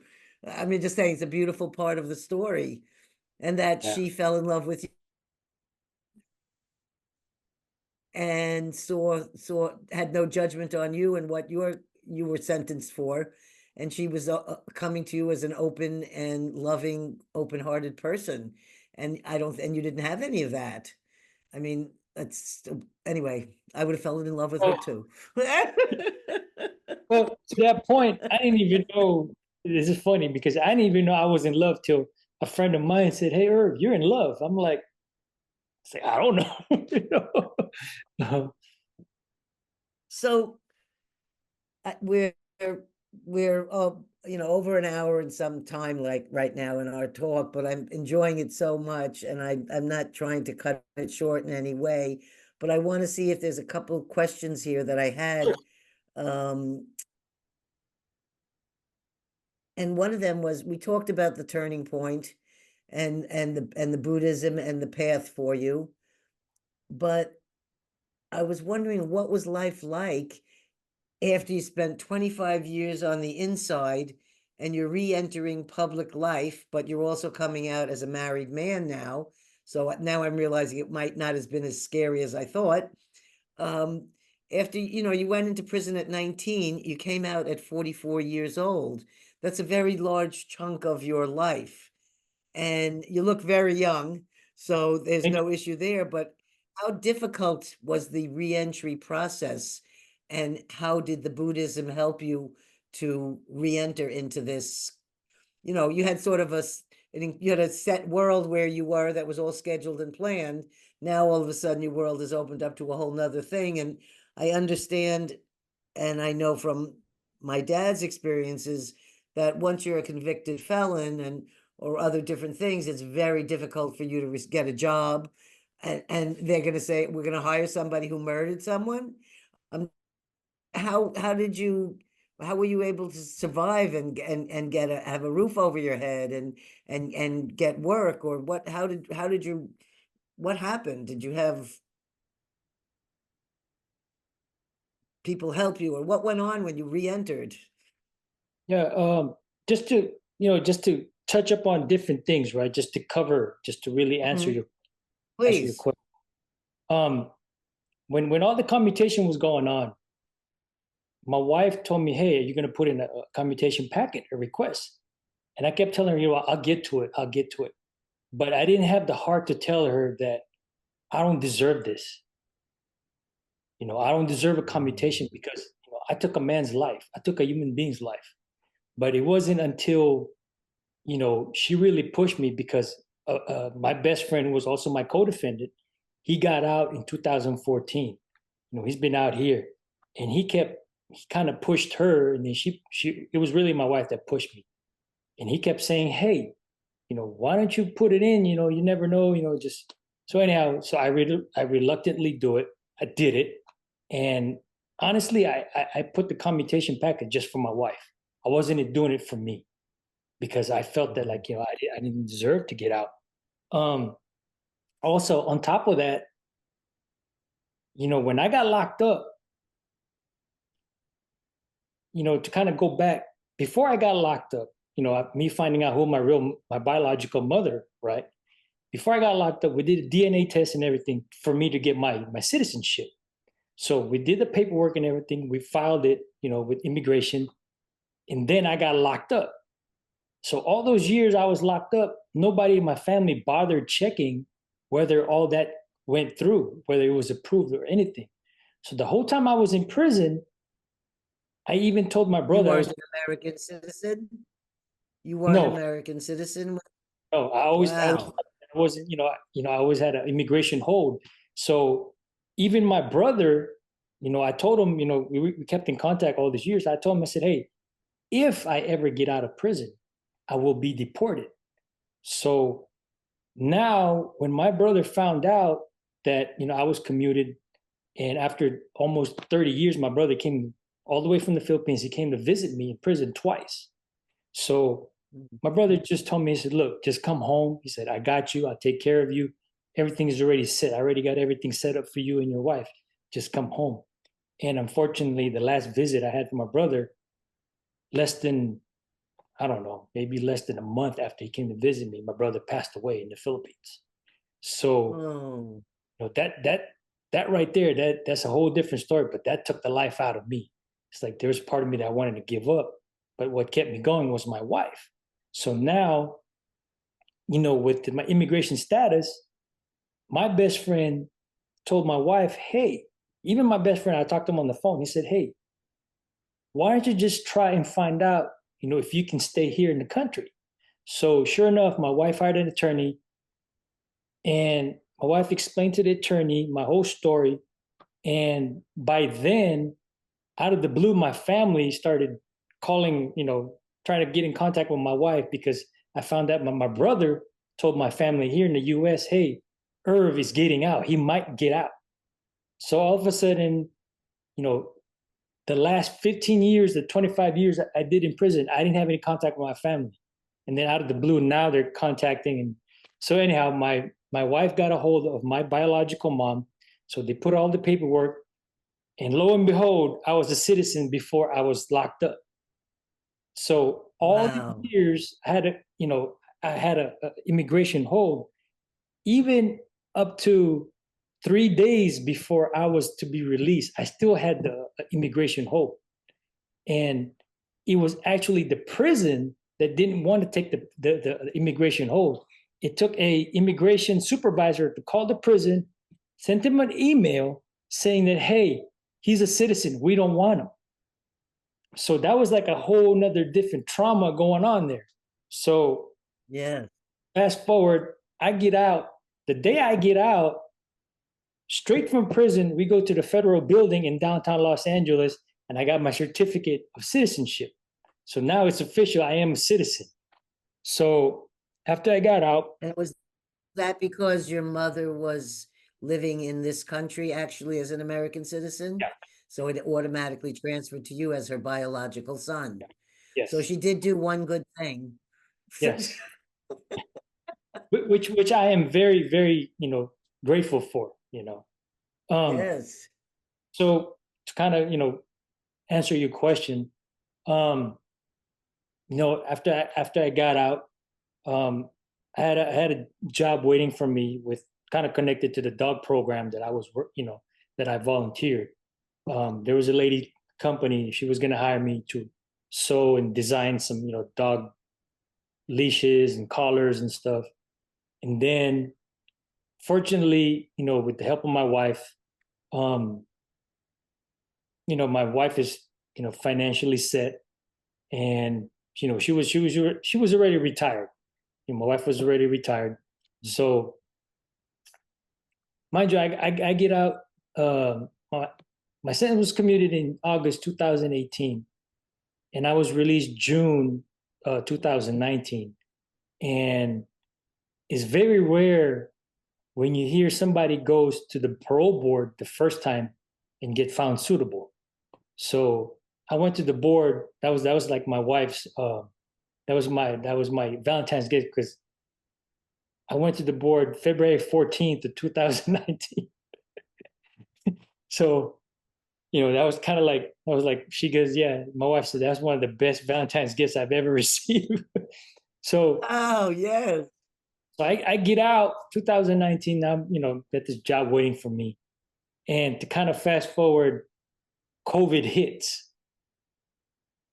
Now COVID Oh, lockdown and right. everything. Plus you had a home to come. You didn't come out of prison and not have a home because your wife was here waiting for you and she had a home, a comfortable place. And so you didn't have to go through the stress of poverty coming out of prison.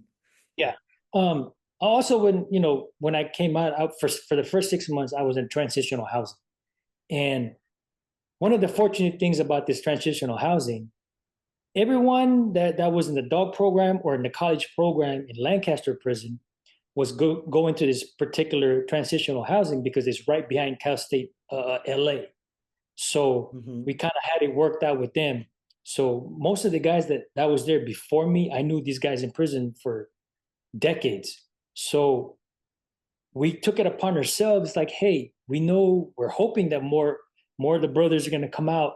So we set up, we helped each other how to get a driver's license, social security, give rides, how to take the bus, um, how, just the simple things that people out here take for granted, how to use a cell phone, especially the I was smart. just going to ask you that They're not giving you that there was technology that was happening that while you were in prison, Oh, everyone there else here was, was getting familiar there, with. there was, but they were illegal. We're not supposed to. Right. So, but that was one of the things that we took it upon ourselves that, hey, we would help each other out. And that's what we were doing. It's just as simple as somebody showing me, hey, there's an app on your phone, where you can get the bus routes. So, help you, just simple as that, or, how to use the tap card and everything and, different routes. So we were doing all this. For me, I'm not going to say, it's not so much a struggle. Not that I ever hide it from people out here that I was incarcerated, but if there's a situation where, I mean, for example, this is the best example right here. I get out, I got a brand new iPhone, right? I'm still taking the bus. And when the smartphones first came out, I would see on the news how people were getting robbed for their phones and everything. So like maybe the first week I was in the bus, the first 3 days, I didn't want to pull the phone out because like, man, I don't want to get robbed. I don't want this phone being stolen. But at the same time, I had that mentality, well, I'm not gonna let somebody rob me. I'm gonna do what I have to do. But it wasn't like 3 days later, I'm looking around the bus in downtown LA. It's like, man, everybody's got a cell phone. I'm like, oh shit, so start using my cell phone. That's one. Two, I go to Walgreens and the guy said at the counter, hey, you can pay with your phone. I said, okay, cool. I said, well, I don't know how to do that. And the guy's looking at me. It's like, I can tell he's looking at my phone. It's like, man, you got a brand new phone and you don't know how to use it. So I just told the guys, hey, dude, I said, man, sorry, but I just got out of prison, man. I don't know. I'm barely learning how to use the phone.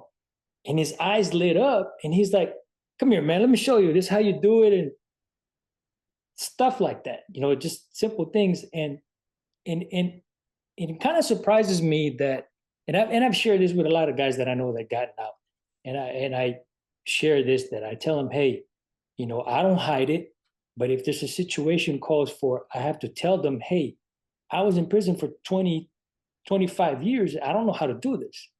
And it's been my personal experience where, and I'm really surprised people have been very, very helpful, just for me to, just come out and be respectful and tell them, hey, I don't know, if you can show me. Um, Same thing where it's funny because my wife even told me this before, especially when COVID started. People were going stir crazy. Right. You got home 2019. 2019, and then, COVID. Oh my God. So you went like from incarcerated there to being incarcerated in your house. yeah, I mean, not people, incarcerated, but everyone had to stay home. yeah, exactly. And then technically, well, California, they started the lockdown in March, Mhm. and I remember my wife telling me, during that time, she said, believe it or not, it said, being in prison all these years prepared you to be out here. And I'm like, in the beginning, I'm like, yeah, right. So one of the things that I share to a lot of the guys getting out is this, especially during COVID, got to wear masks, gloves, and everything. I would go to the grocery store and people don't pay attention.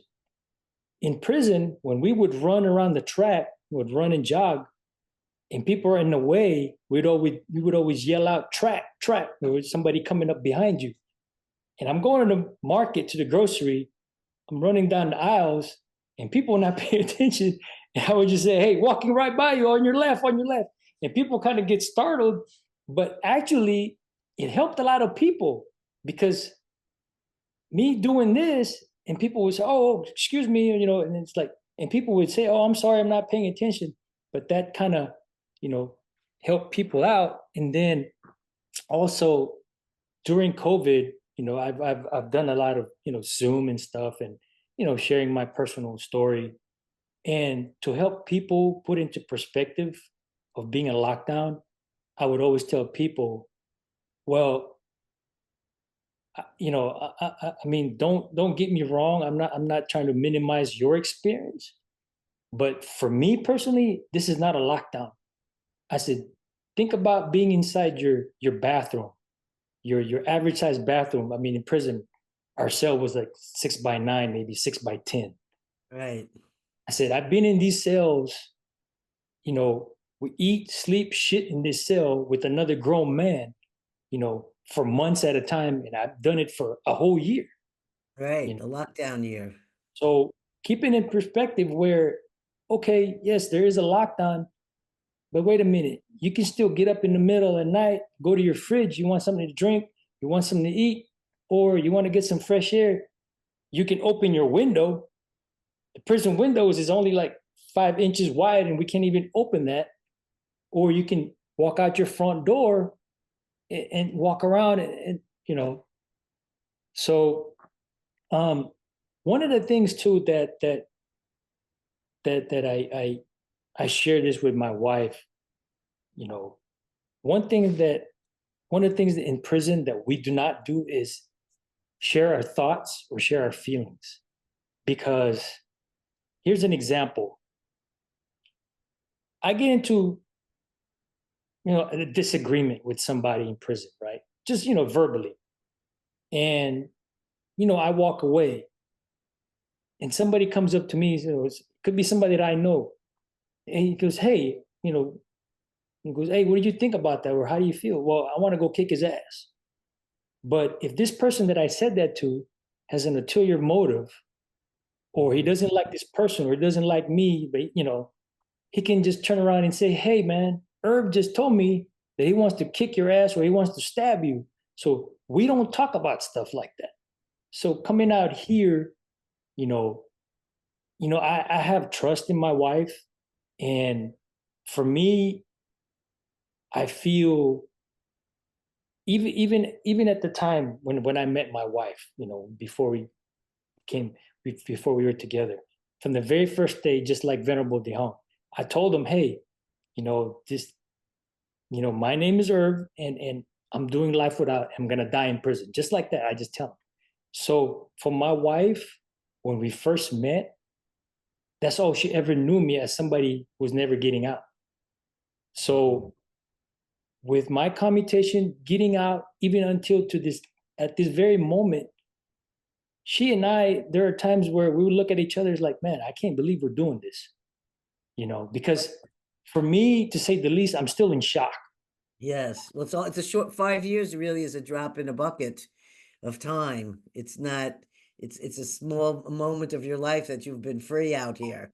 It's not been that long compared to Yeah. how many years, 25 years in prison and only 5 years out of prison. I'm just saying, do you ever wake up with nightmares or anything like that where you feel like you're still in prison and you wake up and discover you're not? Um, that is one of the things that for me, the benefits of my meditation practice for Uh-huh. years, especially even getting out. Well, and that's another thing. My first week out of prison, I got off the bus early, and I was kind of lost. And for a split second, I was, about to panic. But you know what? I told myself, hey, take a deep breath. And I saw these two people walking by. I just told them, hey, excuse me, I'm trying to get to the stop. They got off the bus. And that really surprised. I didn't tell them I was locked up, but I just told them, hey, I just got off the bus. And surprisingly, they're like, hey, no, you got like 6 more stops to go, get back on the bus, and you'll be fine. But that was one of the things that actually helped me a lot, was being able to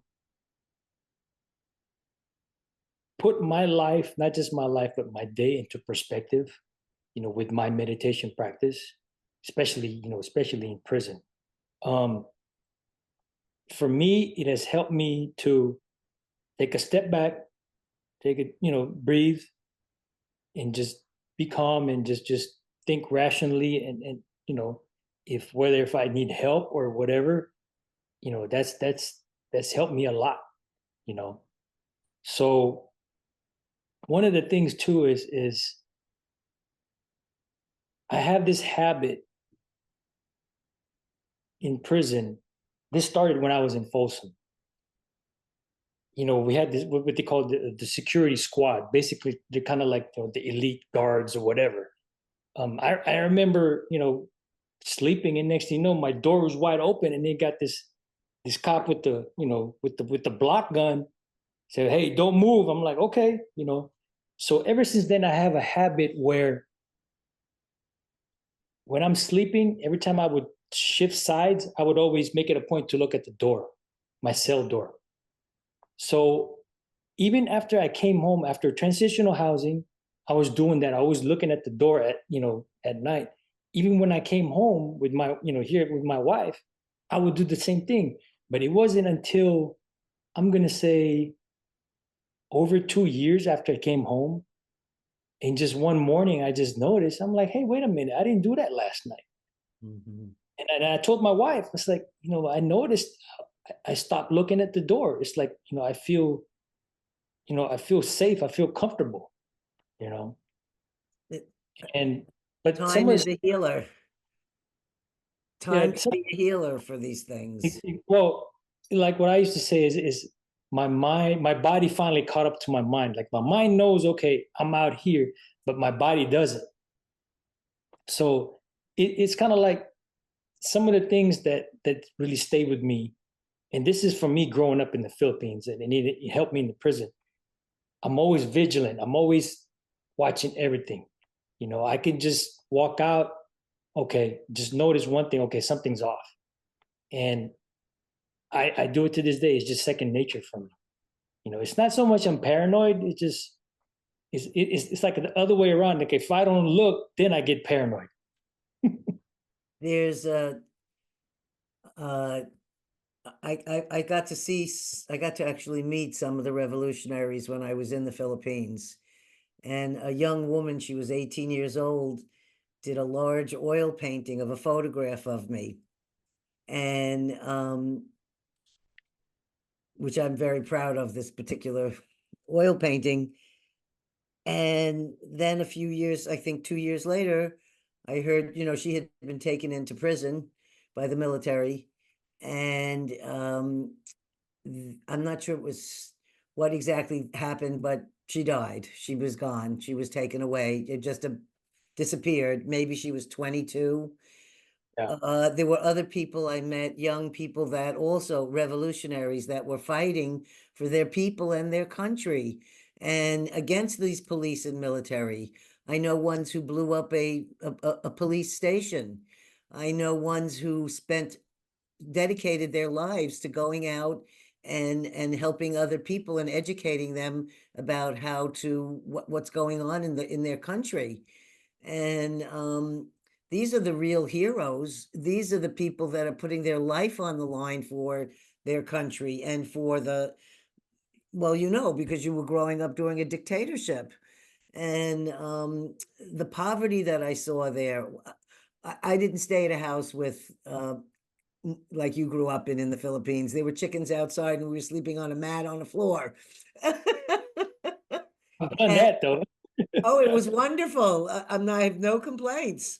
It was the most loving, and everybody was washing their clothes by hand. I bought them a washing machine when I was there, and I was just so loved and cared for, and having nothing to do with financial things. It's just the I just find the Philippine culture a very family oriented, loving culture that respects their elders, and also that there were so many brave people I met that are not here with us anymore because they were fighting for the rights of their country and their people, and they lost their lives and they were in their 20s. They were not, like Yeah. they'd lived a whole lifetime.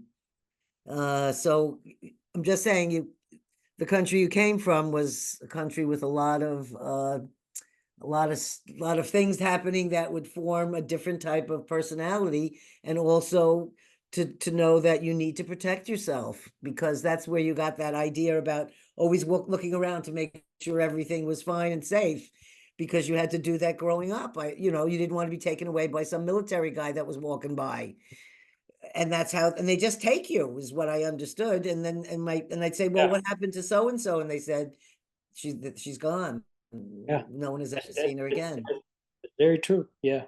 Yeah, so have you gone back to the Philippines yet to see family, or Have you Um, been back since you left?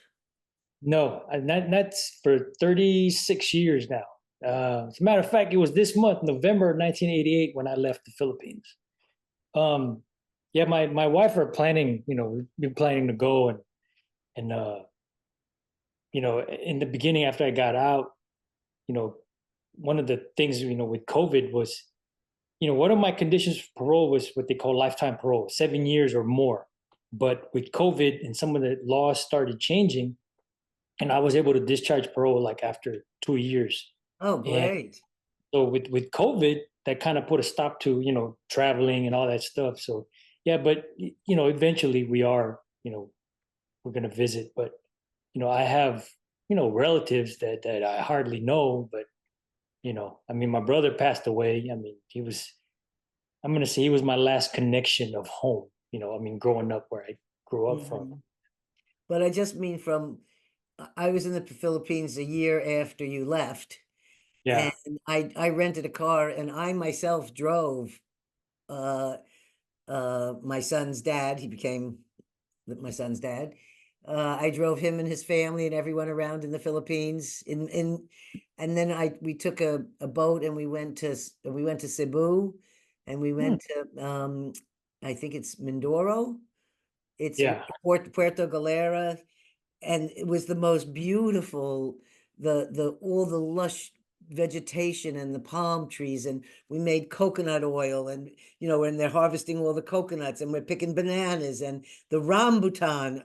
Never did I have such beautiful, I mean, I'd eaten lychee, but I had never tried rambutan. Yeah. And I just think it would be a beautiful thing for you to go back there, regardless of whether there's other family to visit, just to go back after all these years, because it is a beautiful country where you come from. Oh well. I mean, my wife and I, yeah, we talked about it, and she's like, yeah, you have to go. You definitely, we have to go. Yes. So I have to say, it's actually, we've been talking for 2 hours, and usually we try to keep these shows a little smaller. But I wanted to ask you, did you actually become a monk? Um, Funny that you asked that, right? Because I remember a friend of mine even said that. He goes, "Man, you're just like a monk. You Right. just That's you have your set schedule and everything, and then it's this somebody that I've known for years. It's like, man, you don't." I said, "Hey," I said, just keep it simple. It's like I don't. I mean, for me, it's especially with the chaos in prison. You know, I I I can honestly say that in so many ways, yeah, I was like a monk. And I found peace within myself, and I mean, I can honestly say that even before my commutation, it's like, hey, I was fine, whether if I make it or not, you know, Mhm. and and I tell my wife, even before the commutation and all this and me getting up, having her in my life, she was my home. Whether we're in a physical house, but just being with her, like I felt home, like I felt I belong. You know, Yes. growing up and finding out, I was adopted. Even after I found out I was adopted, living with my dad's family, that was another thing too. I felt out of place. You know, um, especially like I said, my brother that I grew up knowing as my brother. He was living in the Philippines and I was living here in the U.S. I felt holidays or any family gatherings, I felt out of place. Like, yes, I Mhm. know, I'm part of family or relative, but I didn't have my immediate family. And my brother was my last connection, but he was living in the Philippines. Yeah, sometimes we find in life that we have people that are in our life that are even closer than family, even though they're not our blood relative. And Yeah, some of the blood relatives we don't have a connection with at all, just because we were born to those people. But exactly. we are all connected, we are all one. And this is something that I I've really enjoyed our time here tremendously. And I just want to know, I'm just quickly going across here. I just want to know if there's anything you want to share about the work that you're doing right now with helping at-risk. You still doing that? Mhm. And I'm also wondering if there's any words of wisdom or story or anything else you'd like to share before we end our podcast. Yeah, sure. As you mentioned in the beginning, I work with Venerable Dehong, with the Engaged Buddhist Alliance. I help out with the quarterly, newsletter. But I also, since he's a volunteer, he cannot have a direct contact with the guys in prison. So, with my connection, the guys that I've known that are still doing life without, I keep in contact with these guys.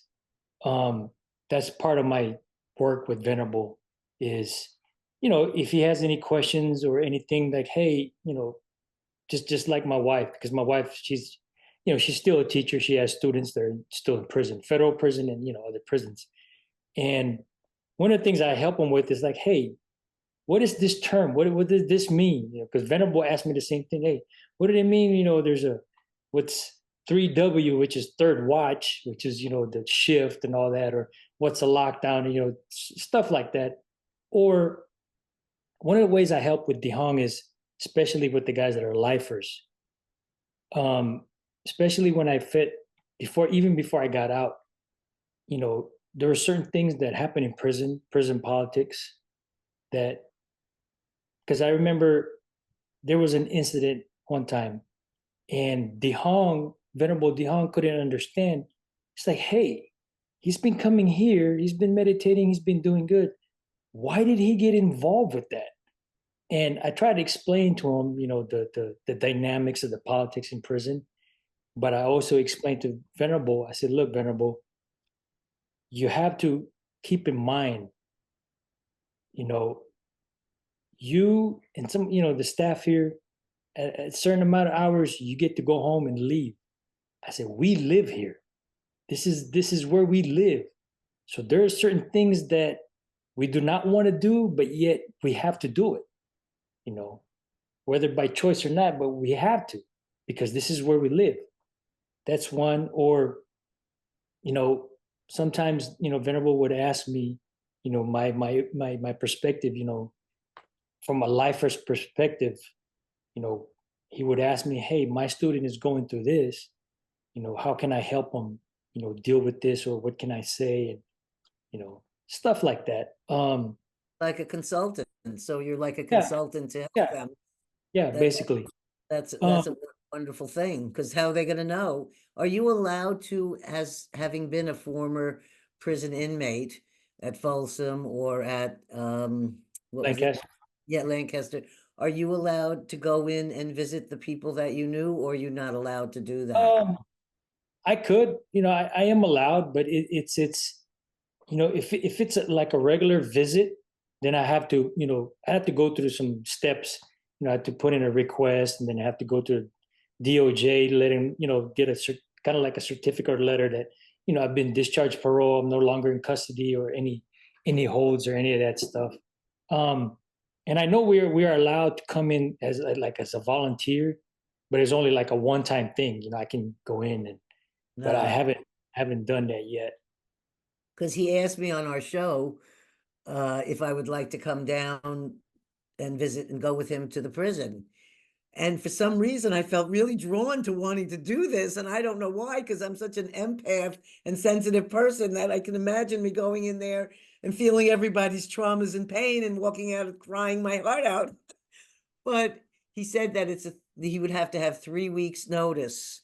So I assumed that that was to be able to prepare all this kind of stuff. That it's so sad that they make it so hard for people who are trying to help and volunteer, and also make the prison inmates much happier beings. It's more like, they say, oh yeah, we want volunteers to come, but yet, the stuff that you have to go through is like you're discouraging you to come. Yeah. Oh, anyway, I didn't mean to interrupt your closing. So go on. Um, yeah, and as you mentioned also in the beginning, um, I remember, I mean, as I mentioned, me joining this program for at-risk kids, while I was in prison. And I did that for like almost 10 years, when I was in prison. Um, the day that I went to the parole board after I was found suitable, the commissioner just so happens he was a retired warden at a different prison, same thing at like a level 4 prison. He actually came to the holding cell, shook my hand, and he said, "Hey, congratulations, I wish you the best when you get out there." And I remember him saying, he goes, "I suggest you continue your work working with at-risk kids, you know." And even before he said that, even years, I made it a point where, I told myself, even if at the time, if I make it out to prison, I'm going to keep doing this work. I'm going to continue doing this. Um, for me, the way this thing that came about out here was same thing during COVID. Um, my boss at the time, she started a nonprofit organization for like reentry program for people from coming out of prison, county jails, or rehabs. Um, when she used to work in another organization, she left. She started her own nonprofit. And the first meeting she had on Zoom, this is when Zoom also first started, So after the meeting, I stayed, you know, and I told her about my background, and she said, "Hey, I just started my organization. If I get more funding, I would like to hire you, and I would like for you to develop this program, for at risk, for a mentoring program." So fast forward maybe 2 years later, and she finally, you know, got a hold of me, and I started a mentoring program called Time. Time stands for Transforming Integration into Meaningful Experiences. Oh, And the guys that I recruited for this, um, some of these guys, I work with them in prison. We were in the same at-risk program, and some of the guys also were either former lifers or former juvenile lifers, and one of them is actually one of Venerable DeHong's students also. You know, and same thing. We talked about our childhood trauma, our life in prison, our turning points, and our reintegration to society. that's Um, wonderful. for us, for me, I learned, and for I can speak for the guys. Sharing our experience, it's also a healing part for healing our traumas, for us to be able to share this to these youngsters, whether they're on probation or after school programs.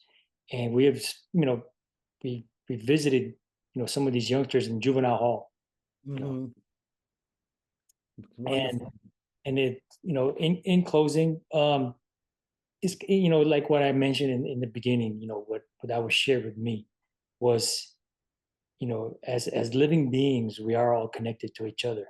Life is like a circle. We're all connected to each other. Yes. Well, I want to thank you. I, are we good? So there was one more thing we wanted to add to the show.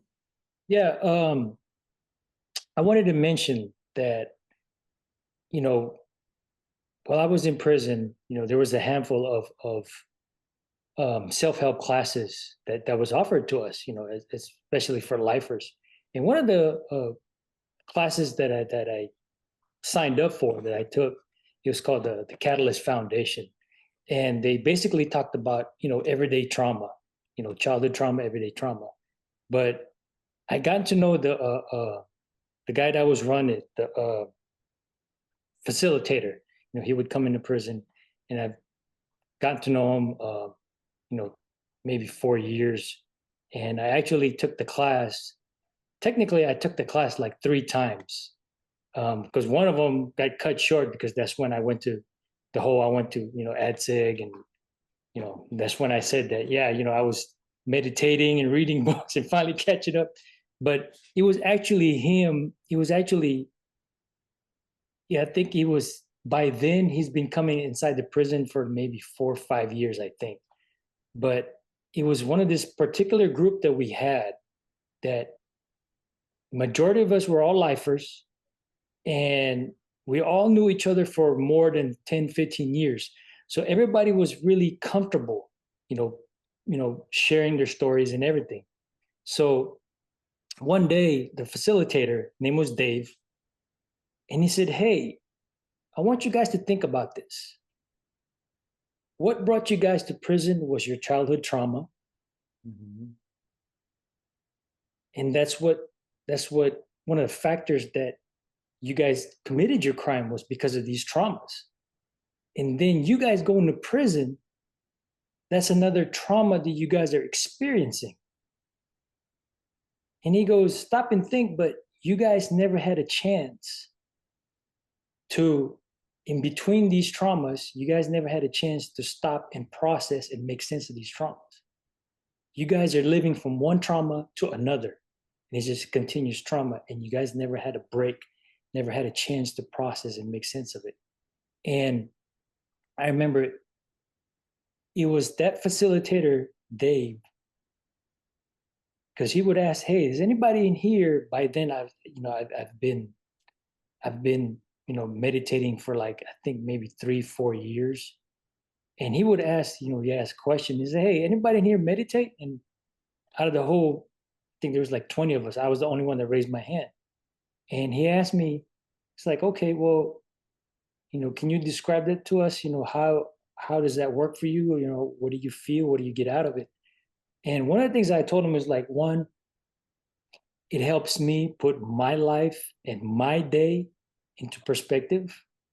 And two, it gives me a chance to take a step back and look at myself. And one of the things that I shared was, you know, during my meditations, even throughout the day, because I would always, one of the things that I shared with the group was, when people hear about meditation, they automatically think you're just sitting still and not moving. Mhm. So, but what I would always share with everybody was, meditation is not just you sitting there and being still. Meditation is you being aware of your thoughts and your actions. So me talking to somebody, me sharing what I know, or somebody asked me a question, me being aware of what I tell this person, what I share, that's meditation.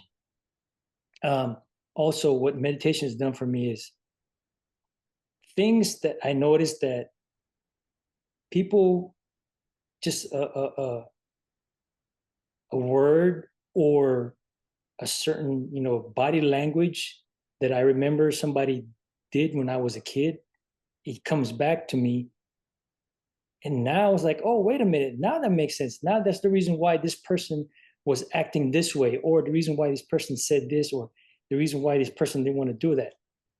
But one of the things that I shared to the group was, when I was asked, how does that feel, you know, when you're when you're during meditation.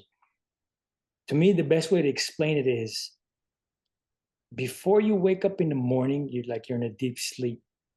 Before that first thought comes into your head, that split second, that's what meditation feels like. You're like in, I feel like I'm in that in between state where, you know, I'm not really asleep, but I'm not really awake. I'm like in that between, before I, you know, get that first thought. So thank you. That's a beautiful description of meditation. I'm really glad you explained it that way, because sometimes I feel like I do I live in an orchard with a lot of food, and so I do a lot of food processing, just to give to people, not in business or anything. And I find that meditative. When I'm slicing up hundreds of apples and I'm just doing this repetitive thing, I go into like a different kind of state of mind that's much more clear and relaxed. And I'm just focused on this one particular object, slicing, placing. And it puts me into a very, so I feel like sometimes for me, the idea of sitting still and doing meditation like that is not the same for me. But when I'm doing something, or I'm physically doing something, and I think about being in a meditative state at the same time, it makes the whole project feel like there is no time, and all of a sudden you're done with your work. So I try to use, for me, that's like a great way to meditate. That's being in the present moment. You're just there. Yeah. Well, Yeah, I because really, yeah. people get, and especially in prison, I've been asked this, guys that I know that, hey, can I come and meditate? Yeah, hey, anybody's welcome. I said, you don't have to be a Buddhist. This is for everybody. But some of the guys that I know, they kind of trying to catch me or whatever, and kind of trip me up, and with the whole Christianity. And I told them, I said, I ain't no problem with that, you know. And they would ask me about meditation, and I would tell them, just like I said, even right now, I'm meditating, talking to you, because I'm being aware, I'm being mindful of what I'm sharing, of what I'm telling you, or you ask me a question, I'm being mindful of my answer. I'm not just gonna spit out an answer just to answer your question, but I'm being mindful. And most people, they kind of get like, whoa, I never thought about it, that way. But I say, yeah, that's meditation. It's just you being mindful.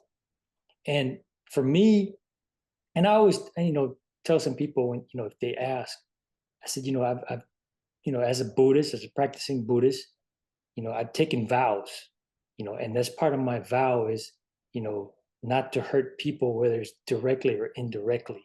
So me, my words, and I've experienced that, my words could harm somebody, Mhm. so being aware of that. I'm so glad that you said this last piece. It's really great. Okay, so we'll we'll continue on.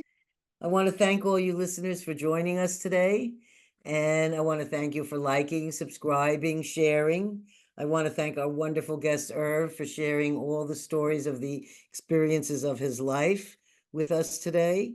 And I want to tell you to remember to share your stories, because remember, stories can heal.